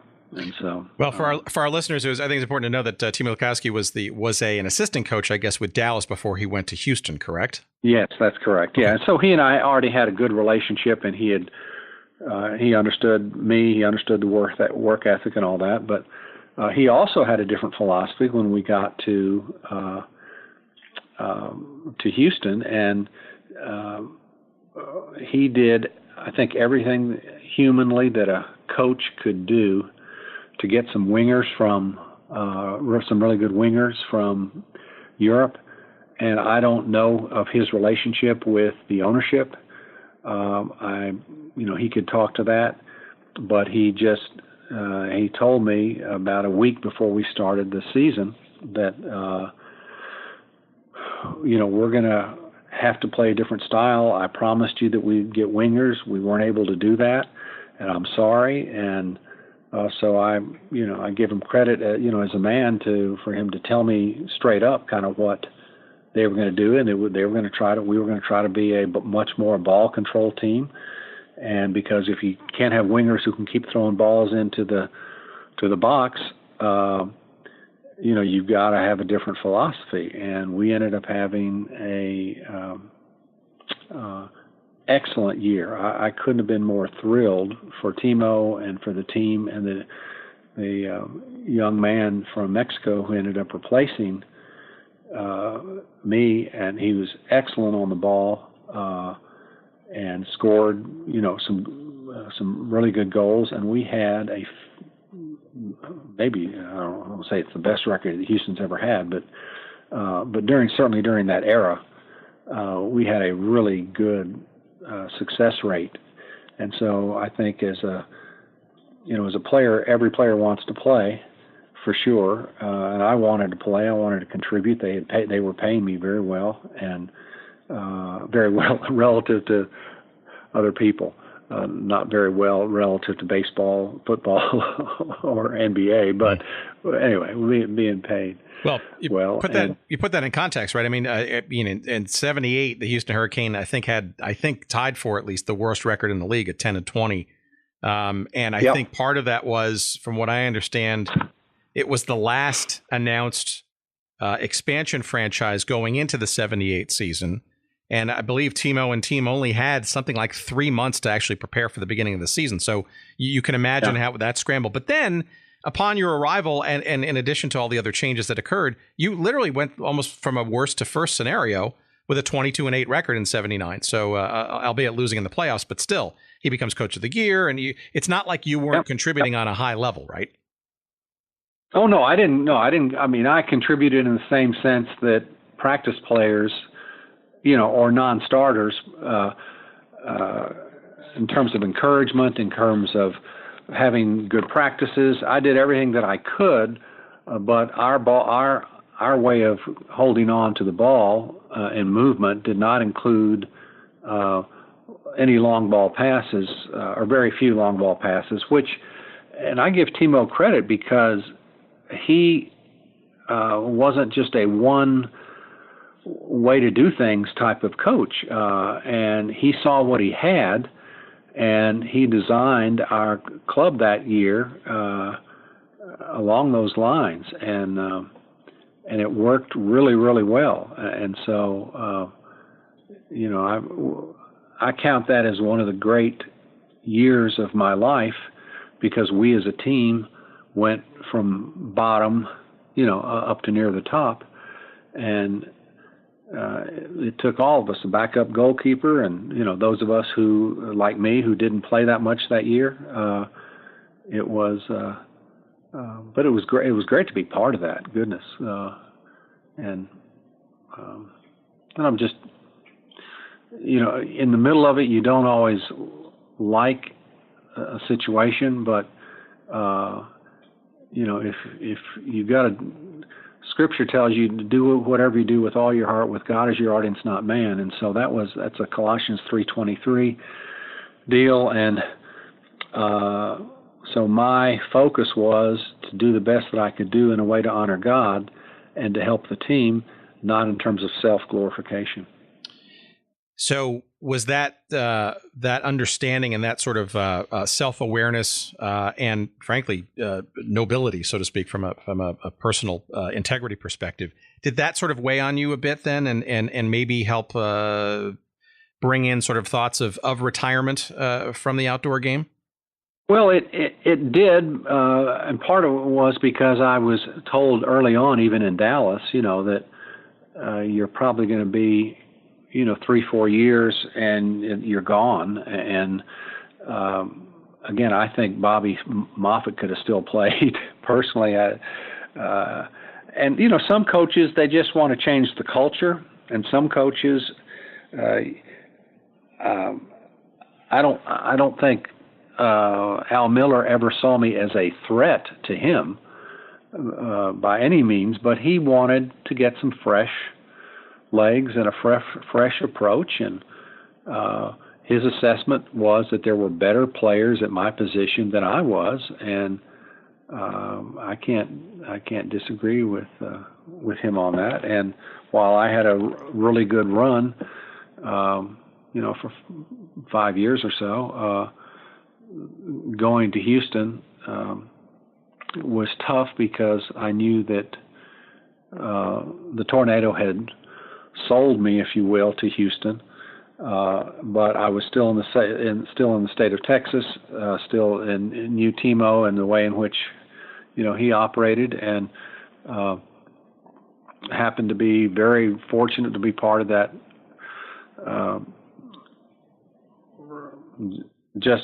Kind of renaissance of the team. You can't say that, it's renaissance is probably a broader, decade, year type of thing. But for that team to come back and for it to play and do as well as we did that year, I was really thrilled to be part of that team. Did you ever get dragged into the possibility of playing MISL soccer with Houston? Because there was obviously that relationship, whether it was admitted or not, between the Hurricane of the NASL and what was, I guess, dubbed the Houston Summit soccer team in the first 2 years of the MISL. Were you ever part of those discussions, or was that ever a consideration, or was that just not part of it? Well, not really. I mean, I that's really, to some degree, and I can't remember exactly, but I was happy at that point doing broadcasting and starting to do that as well. And I had done some events for CBS previously, done some events for ESPN, and I ended up having a contract with USA Network, and I was doing college football every fall, and we would have the third game each weekend, third best game each weekend. So ABC, CBS would take number 1 and number 2, and we got number 3, and we had a very, very smart president, a lady there at USA Network, and Kay Koplovitz. Yep, and she figured out that you need to get in homes all over America, and that was going to be the big turning point. So she did a lot of things. She was the one who I think came up with the idea of covering PGA golf on Thursdays and Fridays, because you already have the trucks there, you already have the announcers there, you already have the players there. And why should we just limit it to for CBS on Saturday and Sunday? Well, and CBS was happy to do that as well. That helped their marketing for what they were trying to do. And so she was doing the Thursday, Friday broadcasts for the PGA. And we were doing the same thing in college. When the schedule would come out, she would look at that, and it changed rarely, but it could change on occasion based on how a team was doing that particular year. But we ended up, I did a whole bunch of Notre Dame games, did a whole bunch of Miami games, a whole bunch of Boston College games with Doug Flutie. And so from a broadcasting standpoint, that was a really good transition element for me. And in addition to doing my MISL stuff, at one point I was doing Game of the Week for Seattle, where John Best, my former center back for us there in Dallas, he was now general manager up there. I was doing essentially kind of a Game of the Week in Seattle, and also one on Long Island there for the Arrows, and it was got a lot of miles. A lot of airplane miles during those years when I did that. I growing up in the New York metropolitan area myself, I do remember those first games, and it was very late at night. I guess it was a tape delay kind of situation. It was you and Terry Lewicki, one of the famous Lewicki brothers, doing those New York Arrows games, usually from the Nassau Coliseum. I think occasionally there was a Philadelphia game or some other sort of road games, but but Nassau, you're exactly right. Yeah, I got a lot of points in the Marriott Hotel right near that particular arena. It's near the stadium. Yeah, that's the highlight of the Marriott, I'm sure. But it seems to me, though, that from a broadcasting perspective, that you were kind of a quick study. Obviously, very telegenetic. You had to good presence on the air. I see some old pictures of you and Pelé kibitzing during some CBS halftime games of some of the Soccer Bowl from '75, et cetera. It's clear that you were well onto that way. So the MISL, though, seems to be something that you became almost synonymous with. I mean, your games of the week with Al Troutwig, right? Staple of the USA Network in those early 80s. I missed the core to your question. You said something about Al Troutwig, and then I missed what you. The game. Those. So for those who don't remember, our listeners, Kyle was the other half of the team that broadcast an MISL game of the week. The other person being Al Troutwig, right? And basically, on the USA Network, that was a staple of its programming for a good 2-3 years, right? Those live games once a week, right? Every night. And again, it speaks to our president's genius in a lot of ways, is that she wanted to get exciting airtime without having to pay out the nose for the NFL. Or at one time, they also did basketball or baseball. I can't remember which one, but they were, went with that. But what they really kind of figured out was if you got a high energy event on television, then that you can sell ads to, which obviously is where they make their revenue. And she was just very clever about it. The Al Troutwig story is fascinating because Al was just sitting in the stands, and he asked if he could maybe do a tape or two, and our producer said, "Well, sure, I'll listen to the tape." And so he did a game, and our producer just kind of said, "Well, you know what? You're pretty good." And but Kyle's working with another gentleman right now, and we'll see what happens. And there was a little animosity, I guess, between our play-by-play gentleman and our producer. And so, I show up one day and Al Troutwig is there, and we talk to each other and do the game, and he handles everything. And in particular, what Al was great at was pronouncing Eastern European names. and he practiced. He was good at it. He just had a gift for it, but he worked hard at it. I don't mean gift in the sense that he didn't have to work at it, but and he obviously, we've seen him now in the Olympics, and we've seen him do a number of things there in the New York City area. And just physically, when you looked at him, you'd say, he's okay. But once you hear his voice, and he had a very good way of setting things up, and was very committed, very passionate about anything that he did from a broadcasting standpoint. So it was really good to work with him with soccer and to see what he went on to. I very much want to get him as a guest. He's on the list. I have not yet reached out, but I'm sure hopefully I can get him at MSG now. But do you remember who the announcer was that you were that he replaced by any chance? Yeah, I do. But I don't want to in any way demean the gentleman. I'll just leave it at that. Fair enough.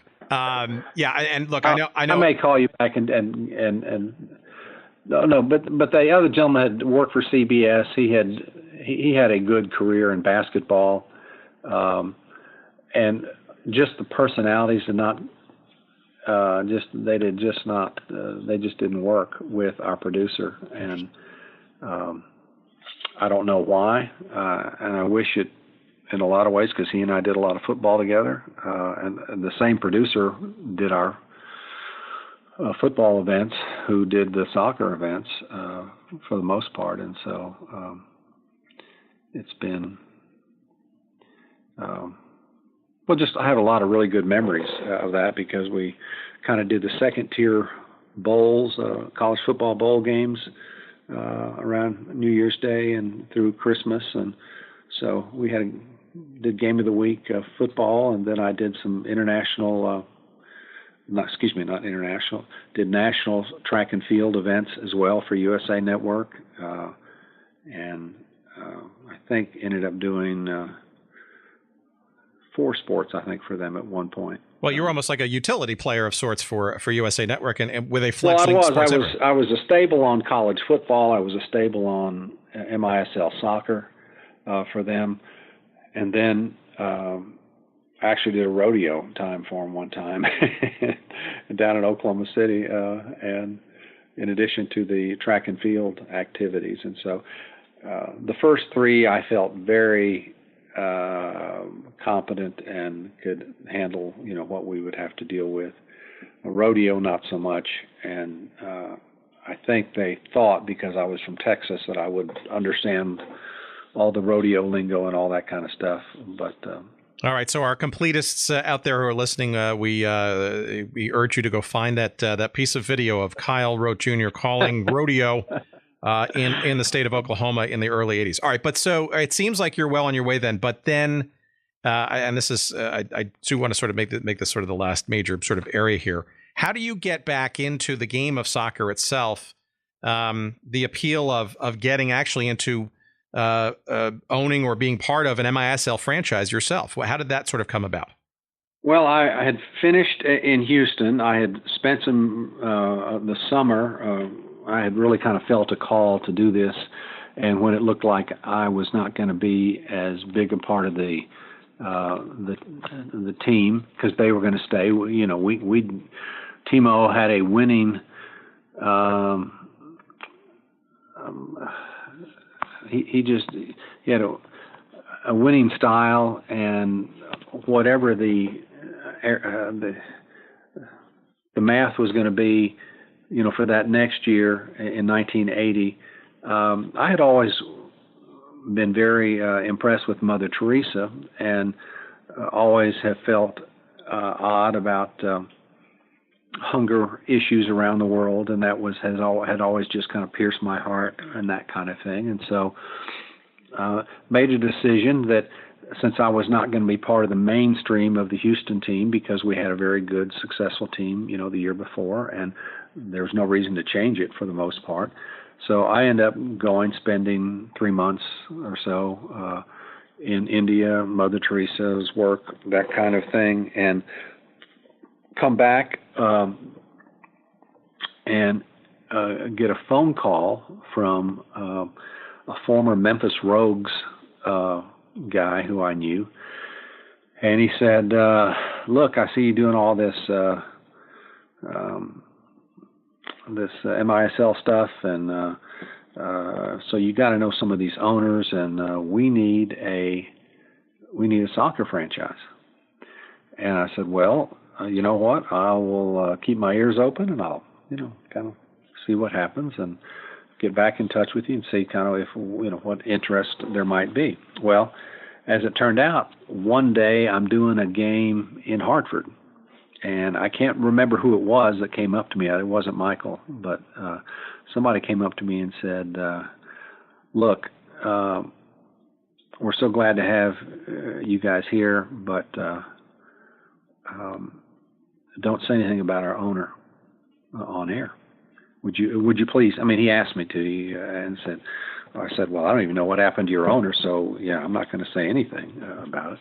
He said, "Well, there looks like there's an issue that involving the IRS, maybe some tax fraud or something." So I ended up calling that day. I called the commissioner and said, "Look, I don't know all the details, but I've had a PR person come from the Hartford, was it Hellions? I can't remember what it was." But, yes. And told me about not saying anything about their ownership. And I asked him why, and he told me that, there's an investigation going on and all that kind of stuff. Well, the commissioner said, "Well, thank you so much for telling me about that." And I said, "Oh, but by the way, I got a group of people in Memphis who are looking to get a franchise. And if you think that the Hartford team is up for sale, or wants to, can move, and if they get away from this other situation, maybe this is an easy solution to it. Just transfer to another city." They were a good city for the NASL soccer team, and the Memphis Rogues back then, and they would love to have an indoor soccer team. And part of the backstory on that, Tim, is that Memphis was trying through that. We have a dual mayor system here. We got a county mayor and a city mayor. Both mayors were really trying to help push and our business community was pushing as well, and FedEx is here and all that stuff, to try to get an NFL franchise.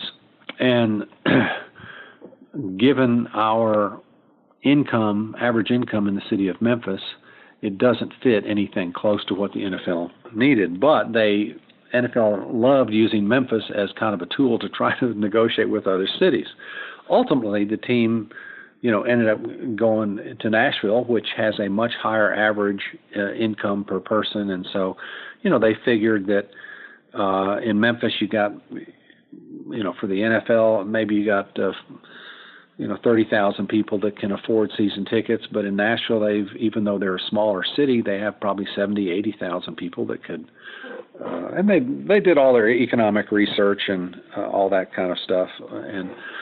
But that's the reason why they asked me to see if we could get a team, because they said the expansion committee looks at all these things. Memphis has a good golf tournament, which we did and still do.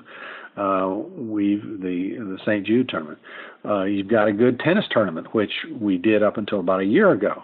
And they said, and by the way, a whole bunch of NFL owners are looking, have already have a piece of a number of soccer teams over the years, and so there are a lot of NFL owners who really like soccer. And so, in any event, the people here in Memphis, I talked to both mayors, and they say,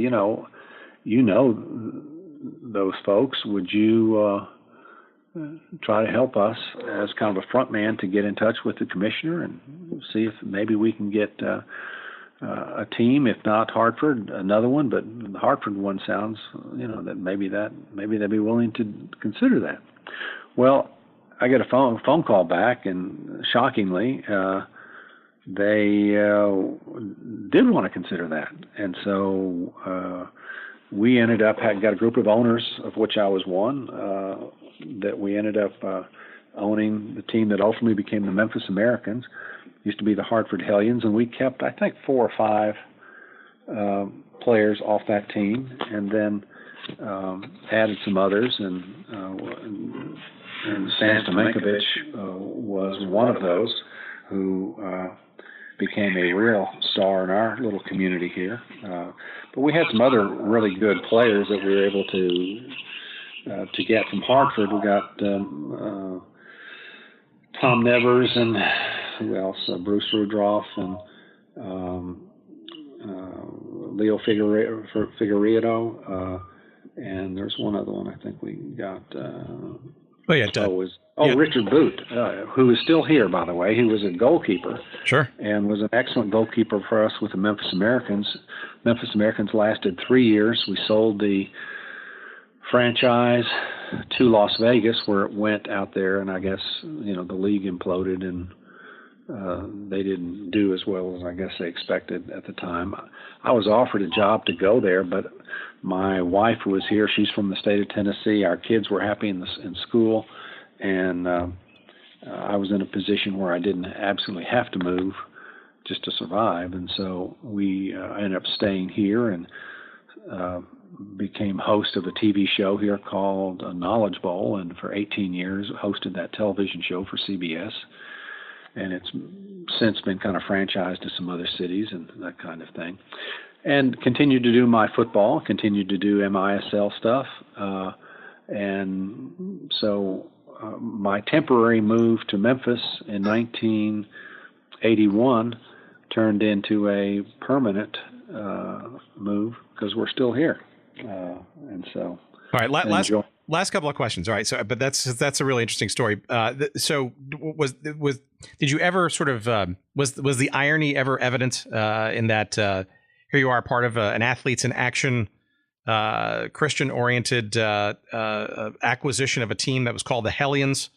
Did that ever dawn on you as being somewhat ironic? Well, no, I mean, it was anytime you mix people have a different worldview. You've got some struggles, and I'll say that from our ownership, of which included several Jewish doctors here in town, it was we were trying to do it as much for the city of Memphis, and I didn't know the city of Memphis, as well as I obviously have now, and so we had some really exciting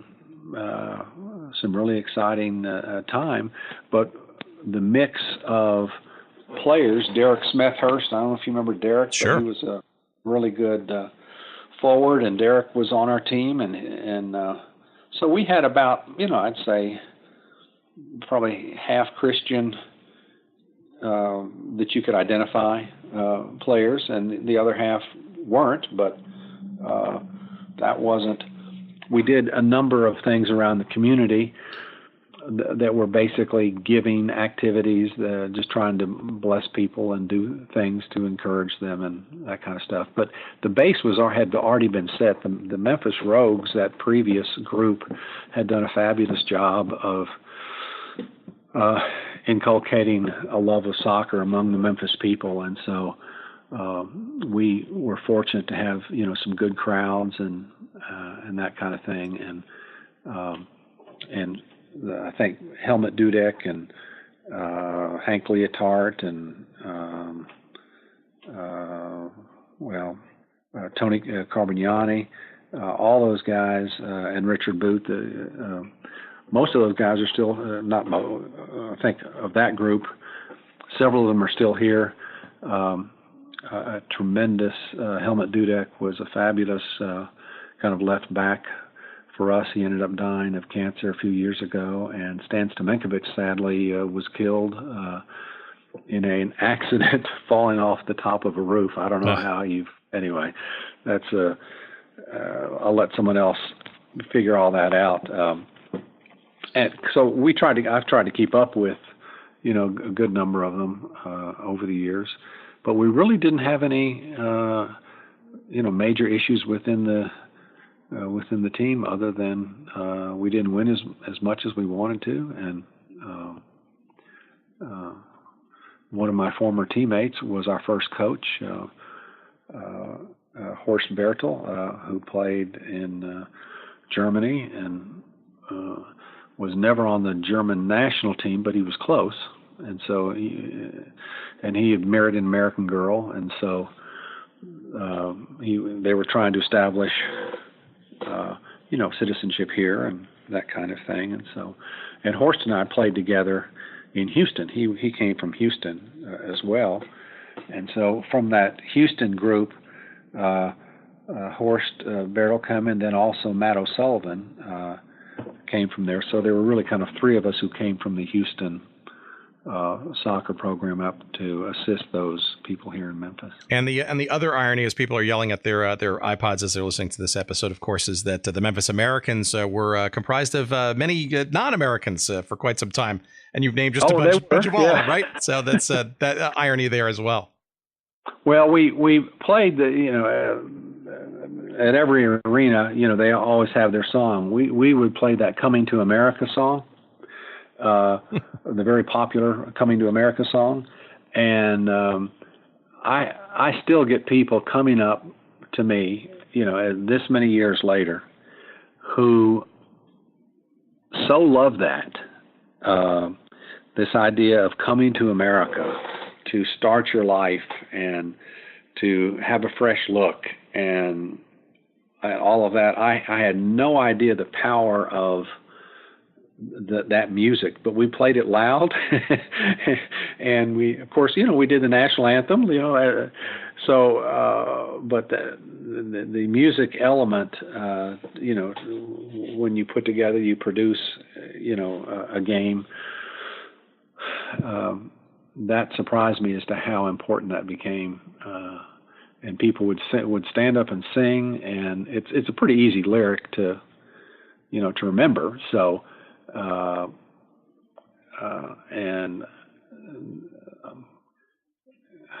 It was just a very loud experience, and it made us, as for the home team, feel really good because most everybody in the crowd would end up singing that song as well. All right, one quick question, and then we promise to wrap it up because we've spent quite a bit of time denting your afternoon, and I want to give back the bulk of your time to yourself and your family. Were you I read somewhere, don't know if it's true or not. Were you offered the chance to coach in Dallas afterwards, or was that is that also apocryphal? I was committed to stay here. I was called, and that's about all I can say. Even though Dallas was where I was born, it's where I played high school stuff. It's where I had the pleasure of playing with Lamar Hunt's team and all that. But, the kids were happy. And as a child, I don't mean this in any negative way towards my mother and father, we switched. It was also a time in the NFL when every player had to have an off-season job because you didn't make enough money in the NFL during the 50s. Huh. And so Pat Summerall went back to Jacksonville, Florida, and sold insurance. Our quarterback, Charlie Connerly of the Giants, went back to Clarksdale, Mississippi. He had a shoe store that he worked every off season. Frank Gifford, I think, went to the West Coast and sold pictures of himself out in a swimsuit. But everybody, Andy Robustelli had a sporting goods store up in Connecticut, and everybody had to have essentially another job, another revenue stream. And so I kind of grew up going from city to city. We'd be in New York, and then we go to San Antonio. We'd be in New York, and then we go back to Dallas and be in New York. And so really didn't have a lot of stability. And one of the things that I said to myself as the oldest son of the 4 kids that my mom and dad had was, wow, when I get married, I want to try to give to our kids the stability of kind of the same environment, the same city as best as I can. And so that's part of what's driven us to stay here in Memphis and to try to give our kids that stability. Well, look, and it's an amazing testament to being a father, being part of a family, and recognizing the sacrifices that life brings beyond either a career or simply the delight and the joy of playing sports as that career, right? And it's life is complicated, and those are not necessarily easy decisions to make. But it does seem to me that the easiest decision to make with regards to the totality of your career, right, was certainly made and rectified in 2009 when you were inducted to 2 halls of fame as an English major. I believe that's how we say it. But not only the state of Texas, but also the National Soccer Hall of Fame. There's some argument that it should have happened a bit sooner than 2009, but I'll let others conjecture around that. I have to suspect that is at least some level of gratitude, and arguably still probably more to come as the sport gets more successful by the year here in this modern age, of your contributions and a lot of what you've mentioned throughout this conversation, which is almost to the point of being a missionary in some respects for a sport that truly needed those kinds of efforts back in the 70s and early 80s. Yeah. Well, there were a lot of sacrifices. My wife obviously had to make a lot of sacrifices, but to an earlier question, when I would fly out on a Thursday night to go into a city to try to promote the game that we were going to play on Saturday, that meant that I couldn't be with the Dallas Tornado for our Friday kind of pregame, walkthrough and practice. And so a lot of times I would end up meeting the players at the hotel after they had just landed from Dallas. And so there was a sacrifice, for them because they put up with me not being at the last practice before us going into a game. And the coaches, same way, Ron Newman, and same kind of deal. But that was part of that's what I understood. And Pelé, I think, is the one who really kind of taught me that. Not so much. I didn't sit in the classroom with him. I just watched, the man, and he always was able to be positive and be greeting. I know he had to be dead tired most of the time, but he still always smiled. He still always waved. He still always did what he did, and it had nothing to do with what he was going to do on the field. But he was just such a good salesperson on behalf of the game, and I think he took bringing soccer to America. As many of the Cosmo publications said, that was his challenge, was to bring soccer to America, help bring a higher respect for the game here in America, and he certainly accomplished that. So just watching the way he handled things, and I'm not saying he never got a yellow card. I don't know if he got any red cards, but he played the game athletic. He played it hard. But he picked people up, and people seemed to really respect him. And so even though I didn't know him, super well, we played against each other, and we had a number of these events together. But in terms of really core, to really know all about him, when they in Biafra in Africa, when he came, there was a civil war going on, and he put a condition on coming to that part of the world. And he said, I will only come if you guys stop fighting.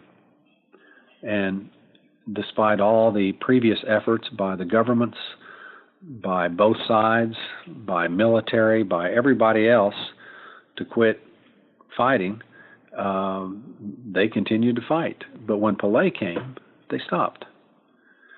And when I think about issues that have happened in Guatemala and Honduras and El Salvador, in terms of little border wars and all that kind of thing, certainly soccer on occasion sets a platform, for great athletic performance, but it also has a political element to it as well, and a political power.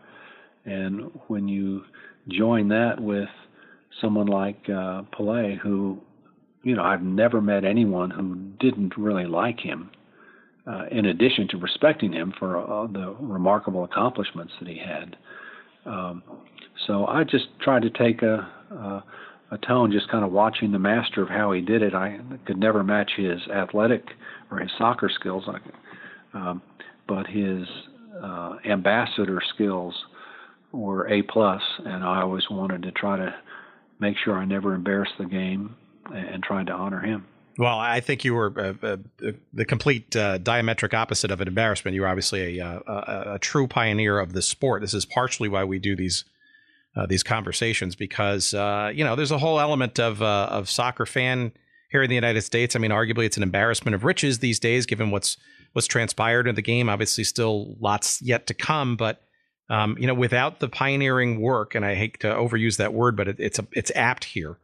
These on the shoulders of others, makes this sport and has made this sport so persistently successful, in today's modern age. So, to the fact that you're at least recognized by whatever halls of fame you could qualify for is a small recognition, arguably, of your contributions to the game and the sport in this country. Well, I'm very honored to be part of an army of people.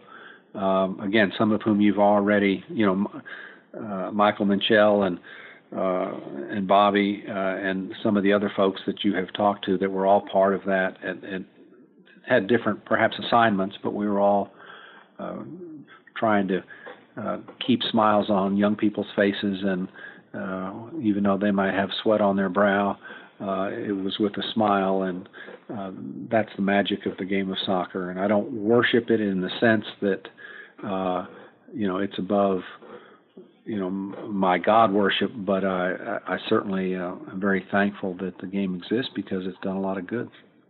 All right, this will be the last question, I promise. Can you ever have imagined where the sport of soccer would be in this day and age? And what is your assessment of it? MLS and all the minor leagues and the U.S. national team success levels. There's got to be some element of pride, perhaps, in what you helped sort of usher in the early days. How about the future of the sport? Do you think it's pretty strong? Well, I do. In one way, I look at the women's game and the remarkable success they had because all the women's world, for the most part, women's soccer all started at the same time. All goes back to, I think, 1972 and Title IX and that kind of thing. And our ladies have done extremely well, and obviously not every culture, not every, has women's soccer and all that kind of stuff, but they've done really, really well. We're about a century behind in men's soccer. And so when a child is born in my era, in the 70s, very, very few parents would ever think of a vision, well, one day he'll be a soccer player. There was always, one day he'll be maybe a football, basketball, baseball player, something like tennis, golf, those kinds of things. Thankfully, that has now changed in many ways to where soccer is part of the conversation. And we still haven't seen the best benefits of that because if you look at, Brazil just as an example, okay, if you're a great athlete in Brazil, you've got basically one choice, maybe two. You could say the Brazilian basketball program, and arguably, they're pretty good at that kind of thing. And maybe it could be you could be an international race car driver. They've had some success with that. But 98% of kids born in Brazil, at least have a view that to play the game of soccer at some level, that kind of thing. We're by far the most diverse country in the world in terms of sports opportunity. And we're not forced to have to play only one sport like they are in some countries. And we have this wonderful menu. It's just one of the best, I think, one of the best parts, really of America, that your size, doesn't keep you from playing the game of soccer for the most part. And we have so many choices, and that's part of our freedom, and part of the difficulty of managing our freedom is, which one do you do? I've always told people, when people say about your kids, well, like, if I'll give you a good example, Roger Staubach, he and I, friends when I lived in Dallas, and he was playing with the Cowboys, and he did not let his son, Jeff, play football until his senior year of high school. Jeff became a very good soccer player. Jeff became a very good baseball player. And part of the reason Roger did that is because of the concussion issue that is continuing to grow as an issue in American football. And so, I'm not a prognosticator. I'm not a seer. I can't tell you what's going to happen in the future, but I would imagine that as the American football sport continues to have to deal with the concussion challenges, that a lot more kids are going to be, a lot more young people are going to be ushered into playing soccer. And I don't wish badly for American football at all, because my whole family has background with that and my broadcasting of the sport and all of that. But certainly soccer gives a very good alternative to really good athletes. And when you look at the rest of the world, when I was on there are 210 nations in the world. When I played on our national team, we weren't 210, but we were probably in the 60s somewhere, 60s, 70s. We beat Poland in my first game. We beat Bermuda, I think, in the second game, and then had a whole string of losses to Mexico and Poland and Italy and all of that. And so we sometimes get these little false senses that, well, we've made it and we're just as good as all the other top soccer teams in the world, and that's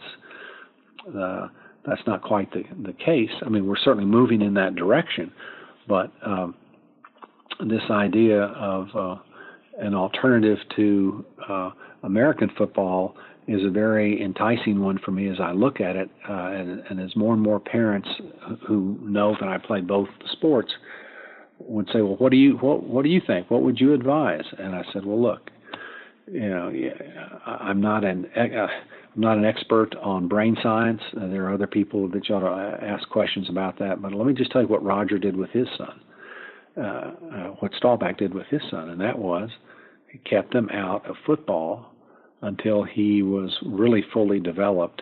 And you can argue what that age group is, but that's probably 15, 16, 17, somewhere in there, and had him play other sports because of his concern for the health of his son.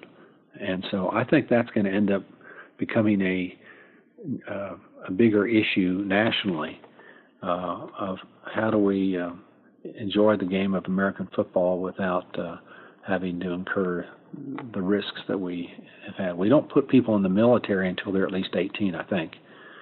And I'm not suggesting that that's the rule that they ought to adopt in American football, but it may be something that they ought to at least look at. That I get really scared and sad when I see 4th and 5th graders playing tackle football because of the physical development hasn't matured enough to provide a safe body to be able to take some of those impact hits.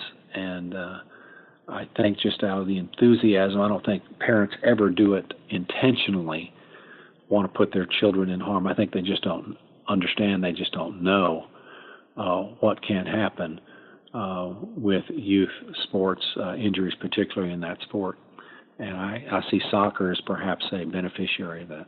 Sure. And obviously with collegiate programs robustly available and a major league and a thriving and growing minor league system in the United States, there's actually professional and or other benefits of soccer beyond just a play school thing or a playground thing in the one's early years just for fun. And again, it come back to some of those pioneering efforts that folks like you made happen, right? And those foundations, those building blocks, right? I've arguably set up, such a smorgasbord of opportunity that the sport can actually act as an entree for many kids today, and as a viable option, even as a career. And that's that's lost, I think, on this generation in terms of where that came from. But it is not lost to people like myself and our listeners about who should get some of the credit or a lot of the credit for those building blocks.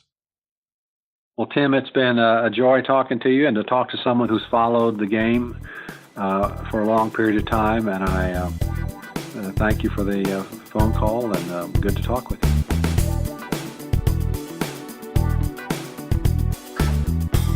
Okay, there you have it. And friends, I am not going to lie to you. That was a real thrill to get to talk to Kyle Rote Jr., a legend and a true superstar in every sense of the word, pun intended. And somebody that I have grown to admire over the years, ever since I was a kid, and enthralled by the original days of the North American Soccer League and my own little fledgling soccer career, short-lived as it might have been as a youth. Kyle Rote Jr. is a wonderful human being, and I think you got a sense of that, and the stories and the history as well, just top-notch, and I can't thank him enough. I want to remind you that Kyle is available for public speaking engagements. He does a ton of those. And if you have a civic organization or a sports group that could be inspired by Kyle's story and exploits, I think you would benefit by giving him an email to kyle.rotejr, that's ROTEJR, at gmail.com.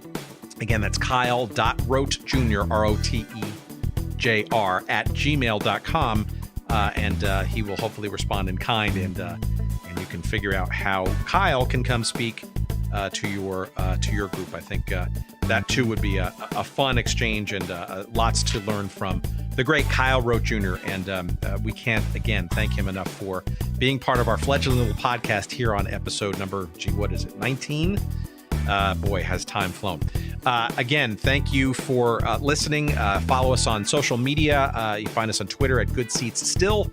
You'll find us on Instagram at Good Seats Still Available. On Facebook, we have a page devoted to the site, obviously Good Seats Still Available. And our website, of course. If you can't remember any of this stuff or there's something you forgot, you want to download an episode in the past or all of the episodes, you want to get a book or a movie or anything else we've referenced on the show, the place to find it, all of that is goodseatsstillavailable.com. That's our website. Visit early, visit often. Thank you so much for your support. Please rate and review us on iTunes or wherever you can rate and review podcast episodes. We benefit and love those too. And stay tuned. We've got lots of other great conversations and interviews and stories to come. And we thank you for your support thus far. My name's Tim Hanlon. This is the podcast we call Good Seats Still Available. Thank you for listening. And I can't wait to see you again or listen or talk to you again, whatever, sometime soon. Take care, everybody.